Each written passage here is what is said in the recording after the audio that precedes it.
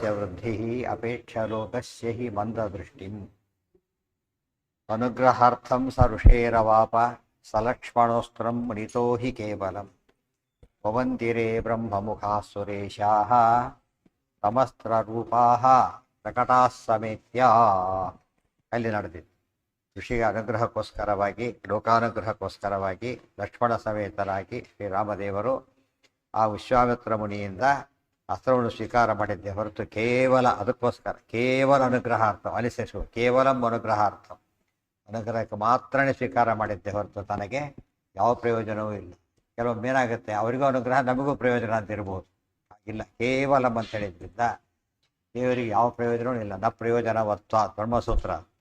ದೇವರು ಏನೇ ಮಾಡಿದರೂ ಕೂಡ ಲೋಕಹಿತಕ್ಕೋಸ್ಕರ ಮಾಡ್ತಾನೆ ಹೊರತು ತನಗಾಗಿ ಮಾಡಿಕೊಳ್ಳೋದೇ ಇಲ್ಲ. ಅಸ್ಮದಿಷ್ಟೈಕ ಕಾರ್ಯಾಯ ಪೂರ್ಣಾಯ ಹರಯೇ ನಮಃ. ಅಸ್ಮದಿಷ್ಟೈಕ ಕಾರ್ಯಾಯ ನಮ್ಮ ಇಷ್ಟ ಪೂರೈಸೋದಷ್ಟೇ ದೇವರ ಒಂದು ಕಾರ್ಯ ಹೊರತು ಮತ್ತೊಂದು ಕೆಲಸನೇ ಇಲ್ಲ. ಅದಕ್ಕೆ ಕೇವಲ ನಮ್ಮನ್ನು ಬರೆಸಿಕೆ ಒಬಂದಿರೇ ಬ್ರಹ್ಮಮುಖ ಸುರೇಶ. ಇದನ್ನ ಹೇಗೆ ಹೇಳ್ತೀರಿ ಅಂತ ಅಲ್ಲೇ ಇದೆ ರಾಮಾಯಣದಲ್ಲಿ.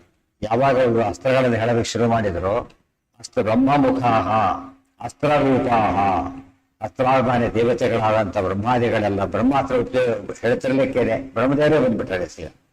ರಾಮದೇವರು ನಮಸ್ಕಾರ ಮುಖಂಡು ನಿಂತ್ಕೊಂಡು, ಈಶಾನ್ಯ ರುದ್ರದೇವರು ಬಂದವರು ನಿಂತ್ಕೊಂಡು, ಇಂದ್ರದೇವರು ಎಲ್ಲ ದೇವತೆಗಳು ಸಾಲ್ಸ ಒಂದಿರೇ ಬ್ರಹ್ಮಮುಖ ಸುರೇಶ. ಬ್ರಹ್ಮದೇವರೇ ಬದಲಾದ ಸುರೇಶ, ಸುರಾಣಾಮೀಶಾಹ ಸುರೇಶ, ದೊಡ್ಡ ದೇವತೆಗಳು ಅವರಿಗೆ ಒಡೆಯರು. ಅವರೆಲ್ಲ ಸಹ ಒಂದು ಅಸ್ತ್ರರೂಪರಾದ ದೇವತೆ. ಅಸ್ತ್ರರೂಪರು ಅಂದರೆ ಅಸ್ತ್ರಾಭಿಮಾನಿ ದೇವತೆಗಳು. ಅಸ್ತ್ರಾಭಿಮಾನಿ ದೇವತೆಗಳೆಲ್ಲ ಆ ಬ್ರಹ್ಮಾದಿಗಳೆಲ್ಲ ಬಂದು ಒಂದೇ ಸುರೇಶ್ವರ ನಮಸ್ಕಾರ ಮಾಡ್ಬೇಕಾದ್ರೆ ಸುರೇಶೇಷ ಆಗ್ಬೇಕಿತ್ತ. ಸುರ ಈಶ ಸುರೇಶ ಅವ್ರ ಮೇಲಿದ್ದಾಗ ಏನಾಯ್ತಾಗ ಸುರೇಶೇಷ ಪರದೇಶ ವರಪ್ರದಂ ಇದ್ದ. ಅಷ್ಟು ದೊಡ್ಡವರು ರಾಮದೇವ್. ಬ್ರಹ್ಮಮುಖ ಸವೇಶ ಪ್ರಕಟಾಹ ಸಮೇತ್ಯ.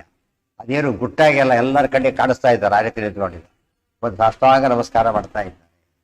ಆದ್ದರಿಂದ ಒಂದಿರೆ ಒಂದಿರೆ ಅಂತ ಹೇಳಿ ವದಿ ಅಭಿವಾದನ ಸ್ತುತ್ಯೋ ನಮಸ್ಕಾರ ಮಾಡಿ ಸ್ತೋತ್ರವನ್ನು ಮಾಡಿದರು. ಬಾಯಲ್ಲಿ ಸ್ತೋತ್ರ, ಕೃತಿಯಲ್ಲಿ ನಮಸ್ಕಾರ, ಎರಡನ್ನೂ ಮಾಡೋದಕ್ಕೆ ಒಂದೇ ಅಲ್ಲೂ ಹಾಗೇನೆ. ಒಂದೇ ಅಂದ್ರೆ ಹಾಗೇನೆ. ನಮಸ್ಕಾರ ಬರೆಯ ಬಗ್ಗಿದ್ರೆ ಸಾಕು. ವಂದನೆ ಅಂದ್ರೆ ಹಾಗಲ್ಲ. ವಂದನೆ ಎಂಬುದು ಕಡಿಮೆ, ನಮಸ್ಕಾರ ಎಂಬುದು ಜಾಸ್ತಿ ಅಂತ ತಿಳ್ಕೊಂಡಿರ್ತೀವಿ. ವಂದನೆ ಎಂಬುದೇ ಜಾಸ್ತಿ. ಯಾಕೆ ಎರಡೂ ಇದೆ ಅದರೊಳಗೆ. ನಮಸ್ಕಾರನೂ ಇದೆ, ಸ್ತೋತ್ರನೂ ಇದೆ. ನಮಸ್ಕಾರ ಬರೀ ನಮಸ್ಕಾರ ಮಾಡಿದ್ರು ಆಯ್ತು. ಸಾಮಾನ್ಯ ಹೆಚ್ಚನ್ನು ಬರೀ ನಮಸ್ಕಾರ ಮಾಡೋದೇ ಹೆಚ್ಚು. ಸ್ತೋತ್ರ ಮಾಡ್ಕೋತಾನೆ ಮಾಡ್ತಾ ಇದ್ದಾರೆ. ಸೂರ್ಯ ತಮಸ್ತ್ರ ರೂಪಾಹ ಪ್ರಕಟಾಹ ಸಮೇತ್ಯ. ಸಾಲ ಸಮೇತ್ಯ ರಾಮದೇವರ ಹತ್ರ ಭಕ್ತಿಯಿಂದ ಭಕ್ತಿಯಿಂದ ಸ್ತೋತ್ರ ಮಾಡಿ ಭಕ್ತಿಯಿಂದ ನಮಸ್ಕಾರ ಮಾಡ್ತಾ ಇದ್ದಾರೆ ಅಂದ ಮೇಲೆ ಅಸ್ತ್ರಗಳಿಂದ ರಾಮದೇವರ ಪ್ರಯೋಜನ ಇದೆಯಾ? ಅದಕ್ಕೋಸ್ಕರ ರಾಮಬಾಣ ಇನ್ನೂ ದೊಡ್ಡದಾಯ್ತು. ಬ್ರಹ್ಮಾಸ್ತ್ರಕ್ಕಿಂತ ಯಾವ್ದು ದೊಡ್ಡದು? ರಾಮಬಾಣ. ಇಡಿಎಂ ಆಗೋಯ್ತು. ನಾವು ಔಷಧಿ ಕೊಡುವಾಗ ರಾಮಬಾಣ ಅಂತ ಕೊಡ್ತಾರೆ. ಬ್ರಹ್ಮಾಸ್ತ್ರ ಅದಕ್ಕಿಂತ ರಾಮಬಾಣ ಅಂಬದೇ ಜಾಸ್ತಿ. ರಾಮದೇವರ ಬಾಣನೇ ಸಾಕಿ, ಮುಟ್ಟಿದ್ರೆ ಸಾಕು ಅದೇ ಬಾಣ. ಮುಂದೆ ಬರುತ್ತಾರೋ ಬರೀ ಒಂದು ಹುಲ್ಗಟ್ಟೆ ಮುಟ್ಟಿ ಹಾಕಿದ್ರೆ ಅದೇ ಕೂಡ ಬ್ರಹ್ಮಾದಿ ದೇವತೆಗಳು ಅದಕ್ಕೆ ತಲೆ ಬಾಗ್ತಾರೆ ಹೊರತು ಪ್ರತಿ ಅಸ್ತ್ರ ಇಲ್ಲ. ಅದಕ್ಕೆ ಬ್ರಹ್ಮಾಸ್ತ್ರ ಪ್ರತಿ ಬ್ರಹ್ಮಾಸ್ತ್ರ ಇದೆ. ರಾಮಬಾಣ ಪ್ರತಿ ರಾಮಬಾಣ ಇಲ್ಲ. ಈಗ ರಾಮ ತಾನೇ ಆದ್ರಿಂದ ಇನ್ನೊಂದು ಬಾಣ ಬಿಡಲೇ ಇಲ್ಲ. ಇದು ದೇವರ ವೈಭವ. ಅನುಗ್ರಹಾರ್ಥಂ ಸರುಷೇರವಾಪ ಸಲಕ್ಷ್ಮಣೋಸ್ತ್ರಂ ಮುನಿತೋ ಹಿ ಕೇವಲಂ ಭವಂತಿರೇ ಬ್ರಹ್ಮಮುಖ ಸುರೇಶಾಃ ತಮಸ್ತ್ರ ರೂಪಾಃ ಪ್ರಕಟಾಃ ಸಮೇತ್ಯ. ಅಥೋ ಜಘಾನಾಶು ಶರೇಣ ತಾಟಕಾಂ ವರಾದ್ವಿಧಾತುಃ ತದನನ್ಯವಧ್ಯಾಂ ರರಕ್ಷಯಜ್ಞಂಚ ಮುನೇರ್ನಿಹತ್ಯ ಸುಬಾಹುಮಿಶಾನ ಗಿರಾಭಿಭೃತ್ಯುಂ. ಅಥೋ ಅಲ್ಲಿಂದ ಮುಂದೆ ಹೊರಟು. ಅಸ್ತ್ರದ ಪ್ರಸಂಗ ಮುಗಿದ ಮೇಲೆ ಮುಂದೆ ಹೊರಟರು. ರರಕ್ಷ ಯಜ್ಞಂಚ ಮುನೇರ್ನಿಹತ್ಯ. ಅಲ್ಲಿ ಎರಡು ಬಂದಿರೋದು. ಅವ್ರು ಬಂದು ಮಾಡಿದ್ದು ಎರಡು ಕೆಲಸ. ಒಂದು ಉಪದೇಶ ಮಾಡಿದ್ದು ಬಲ ಅತಿ ಬಲ ಅನ್ನೋ ವಿದ್ಯೆಗಳನ್ನ, ಅಸ್ತ್ರಗಳನ್ನ. ಆಯ್ತು, ವಿದ್ಯೆಗಳ ಬಗ್ಗೆ ಹೇಳಿಲ್ಲ ಇಲ್ಲಿ. ಯಾಕೆಂದ್ರೆ ಇದು ಯಾವುದಿದು? ಅಸ್ತ್ರ ವಿದ್ಯಾ ಎರಡಿದೆ. ಅಸ್ತ್ರಗಳ ಬಗ್ಗೆ ಹೆಚ್ಚು ಮಹತ್ವ ಇದೆ. ಆ ಮಹತ್ವದಲ್ಲೂ ಕೂಡ ದೇವತೆಗಳು ಸಾಷ್ಟಾಂಗ ನಮಸ್ಕಾರ ಮಾಡಿಬಿಡ್ತಾರೆ. ಈ ಬಲ ಅತಿ ಬಲದಲ್ಲಿ ಅದಕ್ಕಿಂತ ಕಡಿಮೆ ಕೇಸಿದೆ. ಆದ್ದರಿಂದ ದೊಡ್ಡದು ಹೇಳ್ಬಿಟ್ರೆ ಏನು ಹೇಳಿದಾಗ ಚಿಕ್ಕದು ಹೇಳಿದಾಗ ಆಯ್ತು. ದೊಡ್ಡದಲ್ಲಿ ವರ್ಣನೆ ಮಾಡಿ ಅವ್ರು ಕೋಟ್ಯಾಧೀಶ ಅಂತ ಹೇಳೋದು ಲಕ್ಷಾಧೀಶ ಅಂತ ಮತ್ತೆ ಹೇಳಬೇಕಾಗಿಲ್ಲ. ಆದ್ದರಿಂದ ದೊಡ್ಡ ಎರಡು ಕೆಲಸಗಳಲ್ಲಿ ಒಂದು ದೊಡ್ಡದನ್ನು ಹೇಳಿದ್ಮೇಲೆ ಚಿಕ್ಕದು ಹೇಳಿದಂತೆ ಲೆಕ್ಕ. ಅದಕ್ಕೆ ಸಂಭವ ಅಂತ ಕರೀತಾರೆ. ವಾಯುಸ್ಥಿತಿಯಲ್ಲಿರುವ ಸರಿಯಾದ ವಾಯುಸ್ಥಿತಿ ಓದಿ. ಅದರಲ್ಲಿ ಏನು ಬಂದಿಲ್ಲ ಗೊತ್ತೇನೋ. ಸುಂದರಕಾಂಡ ಹೇಳಿಲ್ಲ ಅದರಲ್ಲಿ, ಗೊತ್ತಾಯ್ತು? ಸುಂದರಕಾಂಡ ಬಂದಿಲ್ಲ ಅದರಲ್ಲಿ, ನೋಡಿದ್ದೀರಾ?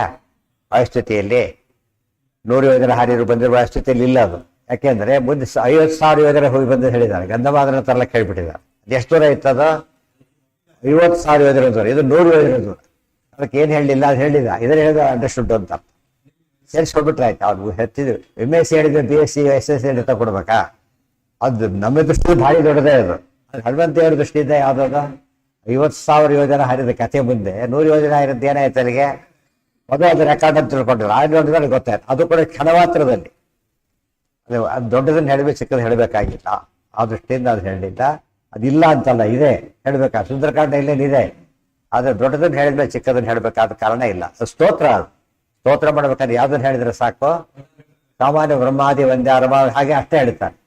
ಸಾಮಾನ್ಯ ಯಾಕೆ ಹೇಳಿದ್ರೆ ಆ ಬ್ರಹ್ಮಾದಿ ವಂದ್ಯರಾದ ಮೇಲೆ ಉಳಿದವರೆಲ್ಲ ಬ್ರಹ್ಮದೇವರನ್ನ ಆರಾಧನೆ ಮಾಡಿ ಅನುಗ್ರಹಿತರಾಗ್ತಿರ್ಬೇಕಾದ್ರೆ, ಅವರೇ ನಮಸ್ಕಾರ ಮಾಡಬೇಕಾದ್ರೆ ಉಳಿದವರಿಂದ ನಮಸ್ಕೃತ ಅಂತ ಹೇಳೋ ಕಾರಣ ಇಲ್ಲ ಅದಕ್ಕೆ. ಅದಕ್ಕೋಸ್ಕರ ಹೇಳೋದು.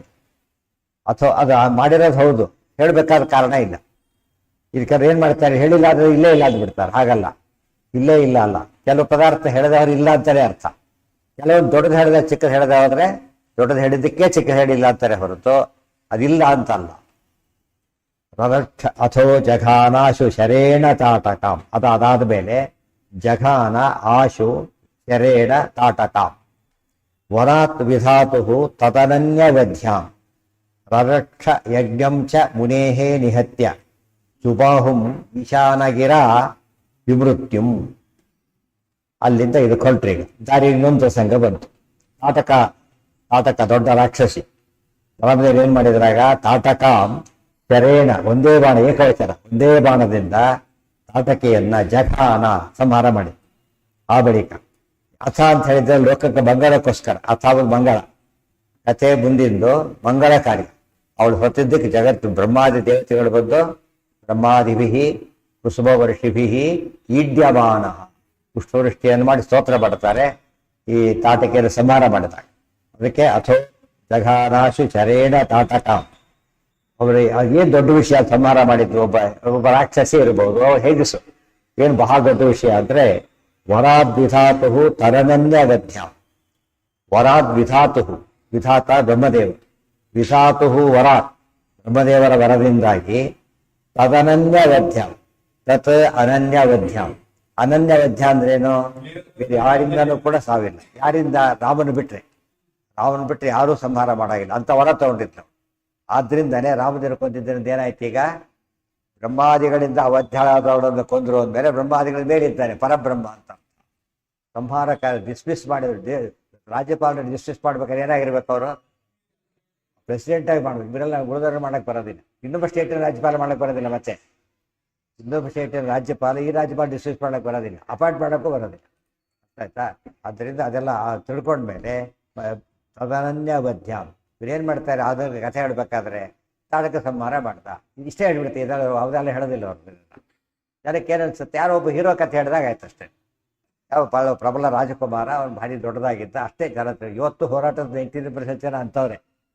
ರಾಮದೇವರನ್ನ ನ್ಯಾಷನಲ್ ಹೀರೋ, ಯೂನಿವರ್ಸಲ್ ಹೀರೋ ಅಲ್ಲ, ನ್ಯಾಷನಲ್ ಹೀರೋ ಇದ್ದಾಗ. ನ್ಯಾಷನಲ್ ಚಾಂಪಿಯನ್ ಬೇರೆ, ಇಂಟರ್ನ್ಯಾಷನಲ್ ಚಾಂಪಿಯನ್ ಬೇರೆ. ಅವ್ರ ಆರ್ತಲ್ಲಿ ನೋಡ್ತೀವಿ. ಇವೆಲ್ಲ ಮಹಿಮೆಗಳು ಏನೋ ಕಲ್ಪನೆ ಅಂತ ಹೇಳ್ಬಿಡ್ತಾರೆ ಅಷ್ಟೇ. ಸರಿಯಲ್ಲ. ಅವಾಗ ರಾಮದೇವ್ರ ಕಥೆ ಆಗೋದಿಲ್ಲ, ದೇವ್ರ ಕಥೆ ಆಗಲಿಲ್ಲ, ಒಬ್ಬ ರಾಜಕುಮಾರನ ಕಥೆ ಆಗುತ್ತೆ. ರರಕ್ಷ ಯಜ್ಞ ಅದು ಇಂಪಾರ್ಟೆಂಟ್ ಅಲ್ಲದೆ. ರಾಮಾಯಣ ಯಾವ ರಾಮಾಯಣ ರಾಮದೇವ್ರ ಕಥೆ ಹೇಳ್ತೋ ಅದೇ ರಾಮಾಯಣದಲ್ಲಿ ಇವೆಲ್ಲ ವಿಷಯ ಬರುತ್ತೆ. ಅದರಲ್ಲೇ ಬಂದಾಗ ಏನು ಹೇಳುವಾರು ಬಿಡಕ್ಕೆ ಸಾಧ್ಯ ಇಲ್ಲ. ಬೇರೆ ಕಡೆಯಿಂದ ಸೇರಿಸ್ಕೊಂಡ್ರೆ ಏನಾಯ್ತಾಗ ಇಲ್ಲಿಲ್ಲ ಅಂತ ಹೇಳ್ಬೋದು. ನೀವು ರಾಮಾಯಣ ಕಥೆ ಹೇಳ್ತಿದ್ದೀರಿ, ರಾಮಾಯಣ ನೋಡ್ಕೊಂಡು ಅದರಲ್ಲೇ ವಿಷಯ ಬಂದಾಗ ಅದು ಬಿಟ್ಟರೆ ತಪ್ಪಾಗುತ್ತೆ. ಗೊತ್ತಾಯ್ತಾ? ಅದೊಬ್ಬ ವಸ್ತು ನಮ್ಮ ಪುಸ್ತಕ ಕಾಣಿಸ್ತೀವಿ, ಇವತ್ತು ಪದಾರ್ಥ ಕಾಣಿಸ್ತೀಗ ಕಣ್ಣಿಗೆ, ಅದು ಬ್ಯಾಗ್ ಅಂತಲೂ ಕಾಣಿಸ್ತೇವೆ. ಜೊತೆಗೆ ಏನಂತ ಕಾಣಿಸ್ತೇವೆ? ಪಿಂಕ್ ಕಲರ್ ಅಂತಲೂ ಕಾಣಿಸ್ತೇವೆ. ಗೊತ್ತಾಯ್ತಾ? ಪಿಂಕ್ ಕಲರ್ ಅಂತ ಹೇಳೋದಕ್ಕೆ ಇನ್ನೊಂದು ಕಣ್ಣು, ಬ್ಯಾಗಲ್ಲಿ ಇನ್ನೊಂದು ಕಣ್ಣು ಅಂತಿಲ್ಲ. ಒಂದೇ ಕಣ್ಣಿಗೆ ಎರಡು ಕಾಣಿಸಿದೆ. ಈಗ ಅದು ಬ್ಯಾಗ ಕಾಣತಿರ್ಬೇಕಾದ್ರೆ ಏನಾಗಿ ಕಂಡಿದೆ? ಅದು ಪಿಂಕ್ ಆಗಿ ಕಂಡಿದೆ. ಅದೇ ರೀತಿ ರಾಮದೇವ್ರ ಕಥೆ ಬರಬೇಕಾದ್ರೆ ದೇವರೊಂದು ಕಥೆನೇ ಬಂದ್ಬಿಟ್ಟಿದೆ ಹೊರತು ಮುಂದೆ ದೇವರನ್ನು ಸೇರಿಸಿದ್ದಲ್ಲ ಅದು. ಗೊತ್ತಾಯ್ತಾ? ಇವತ್ತು ಪದಾರ್ಥ ಆಮೇಲೆ ಬಣ್ಣ ಹಾಡಿಕೊಂಡು ಬಂದ ಅದಲ್ಲ. ಇರಬೇಕಾದ್ರೆ ಹಾಗಿದ್ದಾಗ ಅದು ಬಿಟ್ಟು ಹೇಳಿದ್ರೆ ಅಂತ ಉಪಜೀವ್ಯ ವಿರೋಧ ಅಂತ ಕರೀತಾರೆ. ಉಪಜೀವ್ಯ ವಿರೋಧ. ಯಾವ ವಸ್ತುವಿನಿಂದ ಜ್ಞಾನ ಬಂತೋ ಅದೇ ವಸ್ತುವಿನಿಂದ ಅದರ ಬಣ್ಣದ ಜ್ಞಾನನೂ ಬಂತು. ಅದೆಲ್ಲ ಹೇಳಿದಾಗ ಅದು ವಿರೋಧ ಮಾಡಿದರೆ ಇದು ಬ್ಯಾಗ್ ಅಂತ ಅಷ್ಟೇ ಒಪ್ತೀನಿ, ಕಲರ್ ಒಪ್ಪೋದಿಲ್ಲ ಅಂದರೆ ಬ್ಯಾಗ್ ಹೋಗ್ತಕ್ಕೆ ಏನಪ್ಪ ಕಾರಣ ನಿನಗೆ? ಕಣ್ಣು, ಅಲ್ಲಿ ಬ್ಯಾಗ್ ಕಣ್ಣುತ್ತಾರೆ. ಅದೇ ಕಣ್ಣು ಏನು ಹೇಳಿದೆ ಈಗ? ಕಲರ್ ಸಮೇತ ಅದು ಹೇಳುವಾಗ ಪಿಂಕ್ ಬ್ಯಾಗ್ ಅಂತಾನೆ ಹೇಳುತ್ತೆ ಹೊರತು ಬರೀ ಬ್ಯಾಗ್ ಸ್ವಲ್ಪ ಹೊತ್ತು ಬಿಟ್ಟು ಆಮೇಲೆ ಪಿಂಕ್ ಅಂತ ಹೇಳೋದಿಲ್ಲ.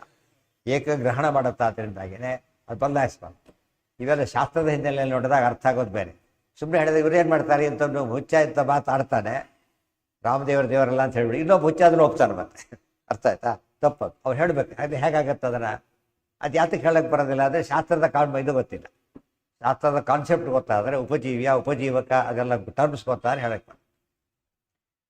ಅಥೋ ಜಘಾನಾಶು ಶರೇಣ ತಾಟಕಾಂ ವರಾದ್ವಿಧಾತು ತದನನ್ಯವಧ್ಯಾಂ ರರಕ್ಷ ಯಜ್ಞಂಚ ಮುನೇರ್ನಿಹತ್ಯ ಸುಬಾಹುಂ ಈಶಾನ ಗಿರಾ ವಿಮೃತ್ಯು. ಆಮೇಲೆ ಮುಂದಕ್ಕೆ ಹೊರಟ್ರಿ. ಇಡೀ ತಾಟಕ ಒಂದೇ ಅರ್ಧ ಶ್ಲೋಕದಲ್ಲಿ ಮುಗಿಸಿದ್ರು ಅಷ್ಟೇನೆ. ಹೆಚ್ಚು ಅರ್ಧ ಶ್ಲೋಕದಲ್ಲಿ ಅವ್ರ ಕಥೆ ಮುಗಿಸಿದ. ಅಲ್ಲಿ ಅಧ್ಯಾಯಗಟ್ಟಲೆ ಬರುತ್ತೆ, ಅರ್ಧ ಶ್ಲೋಕದಲ್ಲಿ ಹೇಳಿಬಿಟ್ಟು. ಯಾಕೆಂದ್ರೆ ದೊಡ್ಡ ವಿಷಯನ ಹೇಳೋಕೆ ಹೊರಟ ಕಾಲಕ್ಕೆ ಚಿಕ್ಕದೆಲ್ಲ ಏನು ಮಾಡ್ಬೇಕಂದ ಸ್ಕಿಪ್ ಸ್ವಲ್ಪ ಸೂಚನೆ ಮಾಡಿಬಿಟ್ರೆ ಸಾಕು. ರರಕ್ಷ ಯಜ್ಞಂಚ ಮುನೇರ್ನಿಹತ್ಯ, ಆಮೇಲೆ ಸುಬಾಹುಂ ಈಶಾನಗಿರಾ ವಿಮೃತ್ಯು. ಸುಬಾಹುಂ ನಿಹತ್ಯ, ಸುಬಾಹುವನ್ನು ಕೊಂದುಬಿಟ್ಟು ಮುನೇಹೇ ಯಜ್ಞಂ ರರಕ್ಷ, ಮುನಿಯ ವಿಶ್ವಾಮಿತ್ರ ಮುನಿ ಮಾಡ್ತಿದ್ದ ಯಜ್ಞವನ್ನು ರಕ್ಷಣೆ ಮಾಡಿದರು ರಾಮದೇವರು. ಆ ಸುಬಾಹುನ ಕೊಂದಿದ್ದೇನು ದೊಡ್ಡ ವಿಚಾರ ಅಂದರೆ ಈಶಾನಗಿರಾ ವಿಮೃತ್ಯು. ಅವರು ಬ್ರಹ್ಮದೇವರ ವರದಿಂದಾಗಿ ತತನನ್ಯ ವಜ್ಜಳಾಗಿದ್ದರೆ ಈ ಸುಬಾಹುವಿಗೆ ರುದ್ರದೇವರು ಅವರ ಈಶಾನ, ರುದ್ರದೇವರು ಈಶಾನಗಿರ, ರುದ್ರದೇವರ ಮಾತಿನಿಂದಾಗಿ ವಿಮೃತ್ಯು, ಸಮೃತ್ಯು ಅಂದರೆ ಮೃತ್ಯುವಿನ ಸಮೇತ, ವಿಮೃತ್ಯುಂ ಅಂದರೆ ಮೃತ್ಯುರಹಿತರಾಗಿದ್ದ, ವಿಗತ ಮೃತ್ಯುವಾಗಿದ್ದ, ಮೃತ್ಯುರಹಿತನಾಗಿದ್ದ ಅಂಥವನ್ನ ರಾಮದೇವರು ಬರೀ ನಿಹತ್ಯ ನಿತರಾಂಹತ್ವ ಅಂದರೆ ಕೊಲ್ಲೋದು ಅಂದರೆ ಏನೀಗ ಕೊಂದುಬಿಟ್ಟು ಅಷ್ಟೇ, ಮುಂದೆ ತಮಸ್ಸಿಗೆ ಕಳಿಸ್ತಾರೆ. ಅದು ನಿಹತ್ಯ. ಅರೆಸ್ಟ್ ಮಾಡಿ ಜೈಲಿಗೆ ಹಾಕಿದ್ರು. ಅರೆಸ್ಟ್ ಮಾಡೋದು ಒಂದು, ಅರೆಸ್ಟ್ ಮಾಡೋದು ನೋಟಿಸ್ ಬಂದರೆ ಸಾಕು ಫಜೀತಿ ಆಗುತ್ತೆ. ಎರಡನೇದು ಅರೆಸ್ಟ್ ಆದ, ಮೂರನೇದಾಗಿ ಜೈಲಿಗೆ ಹಾಕಿದ್ರು. ಅದು ಆಜೀವ ಶಿಕ್ಷೆ. ಅದೆಲ್ಲ ತಾರತಮ್ಯ ಬರ್ತಾ ಹೌದು. ನಿಹತ್ಯ ಅಂತ ಅದಕ್ಕೆ ಹೇಳಿ. ಸಾಮಾನ್ಯ ದುಷ್ಟರನ್ನು ಕೊಂದುಬಿಟ್ರೆ ಸಾಕು. ವಾಲಿನ ಕೊಂದರು, ನಿಹತ್ಯ ಅಲ್ಲ ಅದು. ಯಾಕೆ? ಉದ್ಧಾರ ಮಾಡ್ತಾರೆ, ಮುಂದೆ ತಮಸ್ಸಿಗೆ ಹಾಕಿ ಉದ್ಧಾರ ಮಾಡ್ತಾರೆ. ಆದ್ದರಿಂದ ವಾಲಿ ವಧೆ ಅಷ್ಟೇ, ವಾಲಿ ವಧೆ. ಇದು ಹಾಗಲ್ಲ, ಭಾರಿ ದೊಡ್ಡ ವಧೆ ಅಂತ ಹೇಳಿದರೆ ದೊಡ್ಡ ಶಿಕ್ಷೆ ಕೊಡ್ತಾ ಇದ್ದಾರೆ. ಅದಕ್ಕಾಗಿ ಸುಬಾಹು ಈಶಾನ ಗಿರ, ಎಲ್ಲೆಲ್ಲಿ ದುಷ್ಟರನ್ನ ಕೊಂದರು ಅಂತ ಹೇಳ್ತಾರೋ ಅಲ್ಲಿ ಆ ಅರ್ಥ ಮಾಡ್ಕೋಬೇಕು. ಎಲ್ಲಿ ಒಳ್ಳೆಯವರು ಕೊಂದರು ಅಂತ ಹೇಳಿದ್ರೆ ಅವರಿಗೆ ಶಿಕ್ಷೆ, ಪರೀಕ್ಷೆ, ಅವರಿಗೆ ಶಿಕ್ಷೆ, ಆಮೇಲೆ ಉದ್ಧಾರ ಮಾಡ್ತಾರೆ. ರರಕ್ಷ ಯಜ್ಞಂಚ ಮುನೇರ್ನಿಹತ್ಯ ಸುಬಾಹುಂ ಈಶಾನಗಿರ ವಿಮೃತ್ಯುಂ. ವಿಮೃತ್ಯು ಶಬ್ದಕ್ಕೆ ಒಂದರ್ಥ ಏನೋ ಯಾರಿಗೆ? ಅಲ್ಲಲ್ಲ, ವಿಮೃತ್ಯುಂ ಏನಾಗಿದ್ದ? ಅವನು ಮೃತ್ಯುರಹಿತನಾಗಿದ್ದ, ಅಂದ್ರೆ ಅವಧ್ಯನಾಗಿದ್ದ. ಅವನು ಕೊಂದು ಅವಧ್ಯನಾಗಿದ್ದ. ಅನ್ಬ್ರೇಕಬಲ್ ಬ್ರೇಕ್ ಮಾಡಿದ್ರೆ ಏನದ? ಅದು ಗ್ರೇಟ್. ಅದು ಬಿಟ್ಟು ಬ್ರೇಕಬಲ್ ಬ್ರೇಕ್ ಮಾಡಿದ್ರಲ್ಲ, ಗೊತ್ತಾಯ್ತಿಲ್ಲ. ಅದಕ್ಕೇನು ವಿಮೃತ್ಯು ಆಗಿದ್ದವು. ವಿಗತ ಮೃತ್ಯು ವಿಮೃತ್ಯು ಅಂದರೆ ವರ ಕೊಟ್ಟಿದ್ದು. ವರ ಎರಡು ವಿಧ, ಅಜೇಯತ್ವ ವರ ಬೇರೆ, ಅವಧ್ಯತ್ವ ವರ ಬೇರೆ. ಅಜೇಯತ್ವ ಅಂದ್ರೇನು? ಇವ್ನ ಗೆಲ್ಲಕ್ಕಾಗೋದಿಲ್ಲ ಅಷ್ಟೇ, ಅಷ್ಟೇ ಹೊರತಿಂದೆ ಕೊಲ್ಬೋದು ಅಂತೇನಿಲ್ಲ. ಅದು ವಿಮೃತ್ಯು ಆದಾಗ ಕೊಲ್ಲಕ್ಕೆ ಬರೋದಿಲ್ಲ. ಅದು ಸುಮ್ಮನೆ ಇದ್ರೂ ಕೊಲ್ಲಕ್ಕೆ ಬರೋದಿಲ್ಲ, ಅಷ್ಟರ ಮಟ್ಟಿಗೆ ಸ್ಟ್ರಾಂಗ್ ಇರ್ತಾವೆ. ಅಜೇಯ ಯುದ್ಧ ಮಾಡಬೇಕು, ಸೋಲಿಲ್ಲ ಅವನಿಗೆ. ವಿಮೃತ್ಯು ಅಂದರೆ ಸೋದ್ರೆ ಏನು ಮಾಡಿ ಕೊಲ್ಲಕ್ಕಾಗೋದಿಲ್ಲ. ಅಂಥ ವರ ತೊಗೊಂಡಿದ್ದೇವೆ, ಅವನು ಹೋಗ್ಬಿಟ್ಟವ. ವಿಮೃತ್ಯುಂ ಅನ್ನೋ ಪದ ಸ್ವಾರಸ್ಯ. ಅದು ವಿಮೃತ್ಯುವಾಗಿದ್ದ. ತದನನ್ಯ ವಧ್ಯಂ. ಯಾತಕ್ಕೆ ವಧ್ಯಂ ಬಂದು? ಯಾತಕ್ಕೆ ಅಂದರೆ ವಿ ಅಂದರೆ ವಿಷ್ಣು, ವಿಷ್ಣುವಿನಿಂದ ಮಾತ್ರ ಸಾಯ್ಬೇಕು, ಬೇರೆಯಿಂದ ಸಾಯಾಗಿಲ್ಲ. ಅರ್ಥ ಆಯ್ತಾ? ವಿಮೃತ್ಯು. ಅವಧ್ಯ ಅಂದ್ರೆ ಹಾಗೇನೆ. ಅವಧ್ಯ ಬದುಕು ಒಂದರ್ಥ ಏನು? ನಾವಧ್ಯ ಅವಧ್ಯ, ಅದು ಯಾರಿಂದ ಸಾಯಿ, ಇನ್ನೊಂದು ಅರ್ಥ ಆದ್ರೆ ನಾರಾಯಣ, ಆದರೆ ನಾರಾಯಣದಿಂದ ಸಾಯ್ಬೇಕಷ್ಟೆ. ಅದು ಬ್ರಹ್ಮದೇವ್ರು ವರ ಕೊಟ್ಟಾಗಲ್ಲ ಹಾಗೆ ಕೊಡ್ತಾ ಇದ್ರು. ಇವ್ರು ಏನು ಅರ್ಥ ಮಾಡ್ಕೊತಿದ್ರು ಅದನ್ನ? ಸಾವೇ ಇಲ್ಲ ಅಂತೇಳಿ. ಅವ್ರು ಕೊಟ್ಟಿದ್ದು ಆಮೇಲೆ ಗೊತ್ತಾಗ್ತಿತ್ತು. ಯಾವ ಪದ ಇಟ್ಟರು ದೇವ್ರ ಹೆಸರದು.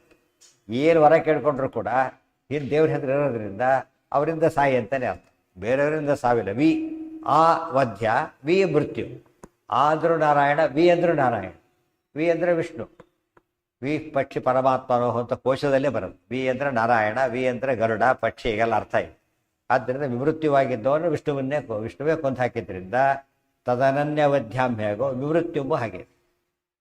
ಶರೇಣ ಮಾರೀಚ ಮಥಾರ್ಣವೇ ಅಕ್ಷಿಪತ್ ವಚೋ ಪಿರಿಂಚಸ್ಯದು ಮಾನಯಾನಃ ಅವಧ್ಯತಾ ತೇನ ಹಿ ತಸ್ಯ ದತ್ತಾ ಜಘಾನ ಚಾನ್ಯಾನ್ ರಜನೀಚರಾನಥ. ಶರೇಣ ಮಾರೀಚಂ, ಶರೇಣ ಮಾರೀಚಂ ಅಥ ಅರ್ಣವೇ ಅಕ್ಷಿಪತ್ ವಚಃ ವಿರಿಂಚಸ್ಯ ತು ಮಾನಯಾನಃ ಅವಧ್ಯತ ತೇನ ಹಿ ತಸ್ಯ ದತ್ತ ಜಘಾನ ಚ ಅನ್ಯಾನ್ ರಜನೀಚರಾನ್ ಅಥ ಶರೇಣ ಮಾರೀಚಂ. ಅಲ್ಲಿಬ್ಬರು ಬಂದಿದ್ದು ನಾಶ ಮಾಡಲಿಕ್ಕೆ, ಮಾರೀಚ ಮತ್ತು ಸುಬಾಹು ಇಬ್ಬರು ಬಂದಿದ್ದು.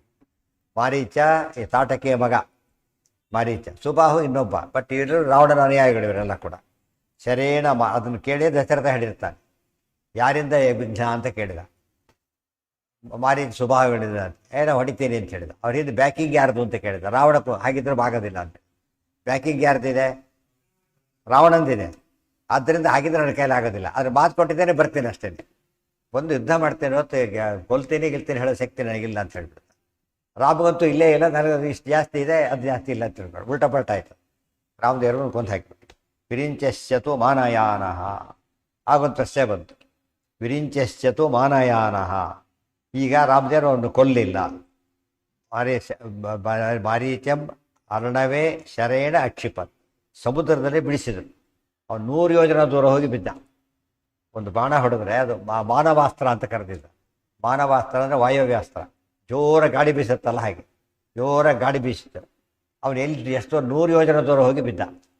ಯಾರೋ ಮಾರೀಚ. ಇದನ್ನು ಹೇಳಿದರು. ಈಗ ಒಂದು ಪ್ರಶ್ನೆ ಬಂತು, ಸುಬಾಹುವನ್ನು ಕೊಂದಿದ್ದಾಯಿತು, ಮಾರೀಚನ ಯಾಕೆ ಕೊಲ್ಲಿಲ್ಲ ಅಂತ ಪ್ರಶ್ನೆ. ಮಾರೀಚನ ಯಾತಕ್ಕೆ ಕೊಲ್ಲಿಲ್ಲ ಅದಕ್ಕೆ ಹೇಳ್ತಾರೆ, ಮುಂದಿನ ಕಥೆಯಲ್ಲಿ ಬಂದು ಕೇಳಿರಲಿ. ಇಬ್ಬರು ಬಂದಿದ್ದಾರೆ, ಇಬ್ಬರಿಗೂ ವರ ಇದೆ. ಈಗ ಬ್ರಹ್ಮದೇವರ ವರ ಇವನಿಗಿದೆ, ರುದ್ರದೇವರ ವರ ಅವನಿಗಿದೆ.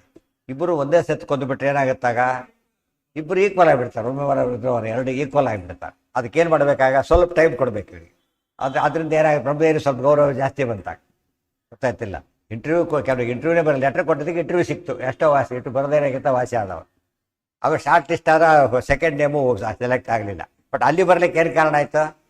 ಇಷ್ಟ ಇನ್ಫ್ಲೂಯೆನ್ಸ್ ಮಾಡಿದ್ದಕ್ಕೆ ಅದು ಬಂದಾಗಾಯ್ತು.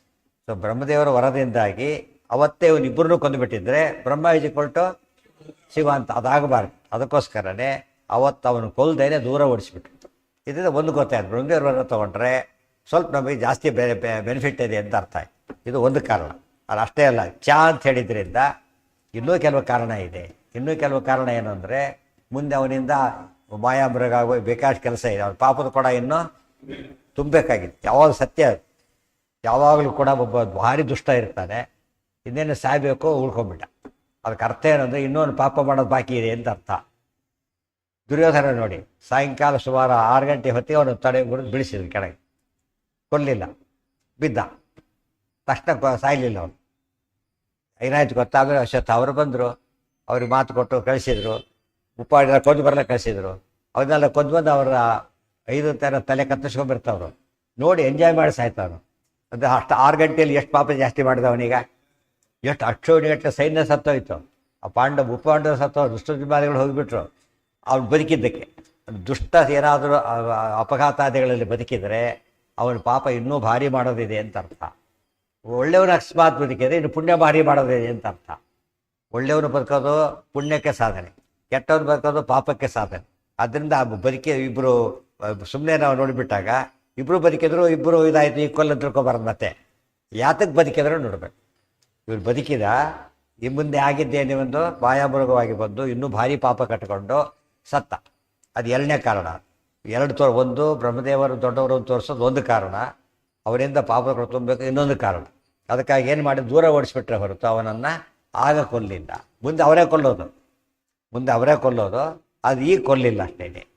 ಇದೆಲ್ಲ ತಿಳ್ಕೊಂಡ್ರೆ ರಾಮದೇವರು ಸರ್ವಜ್ಞರು ಅಂತ ಗೊತ್ತಾಯ್ತು. ಈ ಮತ್ತೆ ಅಕಸ್ಮಾತ್ ಈಗಲೇ ಕೊಂದು ಹಾಕಿಬಿಟ್ಟಿದ್ರೆ ಏನಾಗ್ತಿತ್ತಾಗ? ಶ್ರೀಪಾರ್ಥ ಪ್ರಹ್ಲಾದ ಪ್ರಸಂಗಕ್ಕೊಂದು ದೊಡ್ಡ ಬರ್ತಿದ್ದಿಲ್ಲ. ಅವಾಗ ಏನಾಗ್ತಿತ್ತು? ರಾಮದೇವ್ರು ಸೇಫ್ ಆಗ್ತಾರೆ. ರಾಮದೇವ್ರು ತಾವು ಸೇಫ್ ಆಗ್ಲಿಕ್ಕೆ ಬಂದೇ ಇಲ್ಲ. ಅದಕ್ಕೆ ಈಸ್ ಆಲ್ವೇಸ್ ಸೇಫ್. ಭಕ್ತರಿಗೆ ಸೇಫ್ ಆಗ ರಾವಣ ಸಾಯ್ಬೇಕು. ರಾವಣ ಸಾಯಲಿಕ್ಕೆ ಇವ್ನು ಇನ್ಸ್ಟ್ರೂಮೆಂಟ್ ಆಗಬೇಕು. ಇವನು ಮಾರೀಚ ಇನ್ಸ್ಟ್ರೂಮೆಂಟ್ ಆಗಬೇಕಾದ್ರಿಂದ ಇವನನ್ನು ಬಿಟ್ಟು ಮುಂದೆ ಇನ್ಸ್ಟ್ರೂಮೆಂಟ್ ಆಮೇಲೆ ಕೊಲ್ತಾರೆ. ಕೊಲ್ಲೋದು ಇವರೇ, ರಾಮದೇವರೇ ಕೊಲ್ಲೋದು ಅವ್ನು ಆಮೇಲೆ. ಆದರೆ ಯಾತಕ್ಕೆ ಲೇಟ್ ಮಾಡ್ಕೋತಾರೆ? ಇದಕ್ಕೋಸ್ಕರ ನಾವೇನು ತಿಳ್ಕೊಂಡು ರಾಮದೇವ್ರು ತಪ್ಪು ಮಾಡಿಬಿಟ್ರು, ಆಗಲೇ ಕತೆ ಮುಗಿಸಿದ್ರೆ ಮುಗಿದೋಗ್ತಿತ್ತು ಕತೆ. ಏನು ರಾಮಾಯಣದ ಕಥೆನೇ ಮುಗಿದೋಗ್ತಿತ್ತು ಅಂತ ಹೇಳಿದ್ರು. ಅದು ಹಾಗೆ ಸಿನಿಮಾನೇ ಮುಗಿದೋಗ್ತಿತ್ತು. ಮೊದಲೇ ಸೀರೆಗೆ ಮುಗಿದೋದ್ರೆ ಯಾರು ನೋಡ್ತಾರಲ್ಲ, ಯಾರು ನಿರ್ಮಾಣ ನೋಡೋದಿಲ್ಲ. ಅದು ಲೋಕದಲ್ಲೂ ಕೂಡ ಅಷ್ಟೇ. ಮುಂದೆ ರಾಮದೇವರು ಸರ್ವಜ್ಞರಾಗಿದ್ದಾರೆ. ಇನ್ನೊಂದು ವಿಷಯ ಗೊತ್ತಾಯಿತು, ಮಾರೀಚನ ಆಮೇಲೆ ಕೊಂದಿದ್ದರಿಂದ, ಬ್ರಹ್ಮದೇವರು ವರ ಇದ್ದರೂ ಕೊಂದಿದ್ದರಿಂದ ಪರಬ್ರಹ್ಮ ಅಂತ ಗೊತ್ತಾಯ್ತು. ಪರಬ್ರಹ್ಮ ಅಂತ ಗೊತ್ತಾದ ಮೇಲೆ ಅವರು ಸರ್ವಜ್ಞರು ಅಂತ ಗೊತ್ತಾಯಿತು. ಗೊತ್ತಾಗಿದ್ದರಿಂದ ಈ ಬಿಡೋಕ್ಕೆ ಕಾರಣ ಇದಿದೆ. ಕುಂತು ತಾವೇ ಕೊಲ್ತಾ ಇದ್ದಾರೆ. ಇನ್ನು ಅರ್ಥ ಮಾಡಿಕೊಂಡ್ರೆ ಭಾಳ ಸ್ಪಷ್ಟ ಇದೆ. ಇನ್ನೂ ಸ್ವಾರಸ್ಯ ಇದೆ. ನೀವೇನೋ ಭಾರಿ ಅರ್ಥ ಹೇಳ್ತೀರಿ, ಉದ್ದೇಶಪೂರ್ವಕ ಬಿಟ್ಟರು ಹಾಗೆ ಹೀಗೆ ಅಂಥೇಳಿ ರಾಮಾಯಣದಲ್ಲಿ ಇಲ್ಲಿದೆ ಅಂತ ಕೇಳ್ತಾರೆ. ನಮ್ಮ ಜನ ಇಂಥವ್ರು ಸಾಮಾನ್ಯವಾಗಿ ಮಾಡ್ತಾರೆ.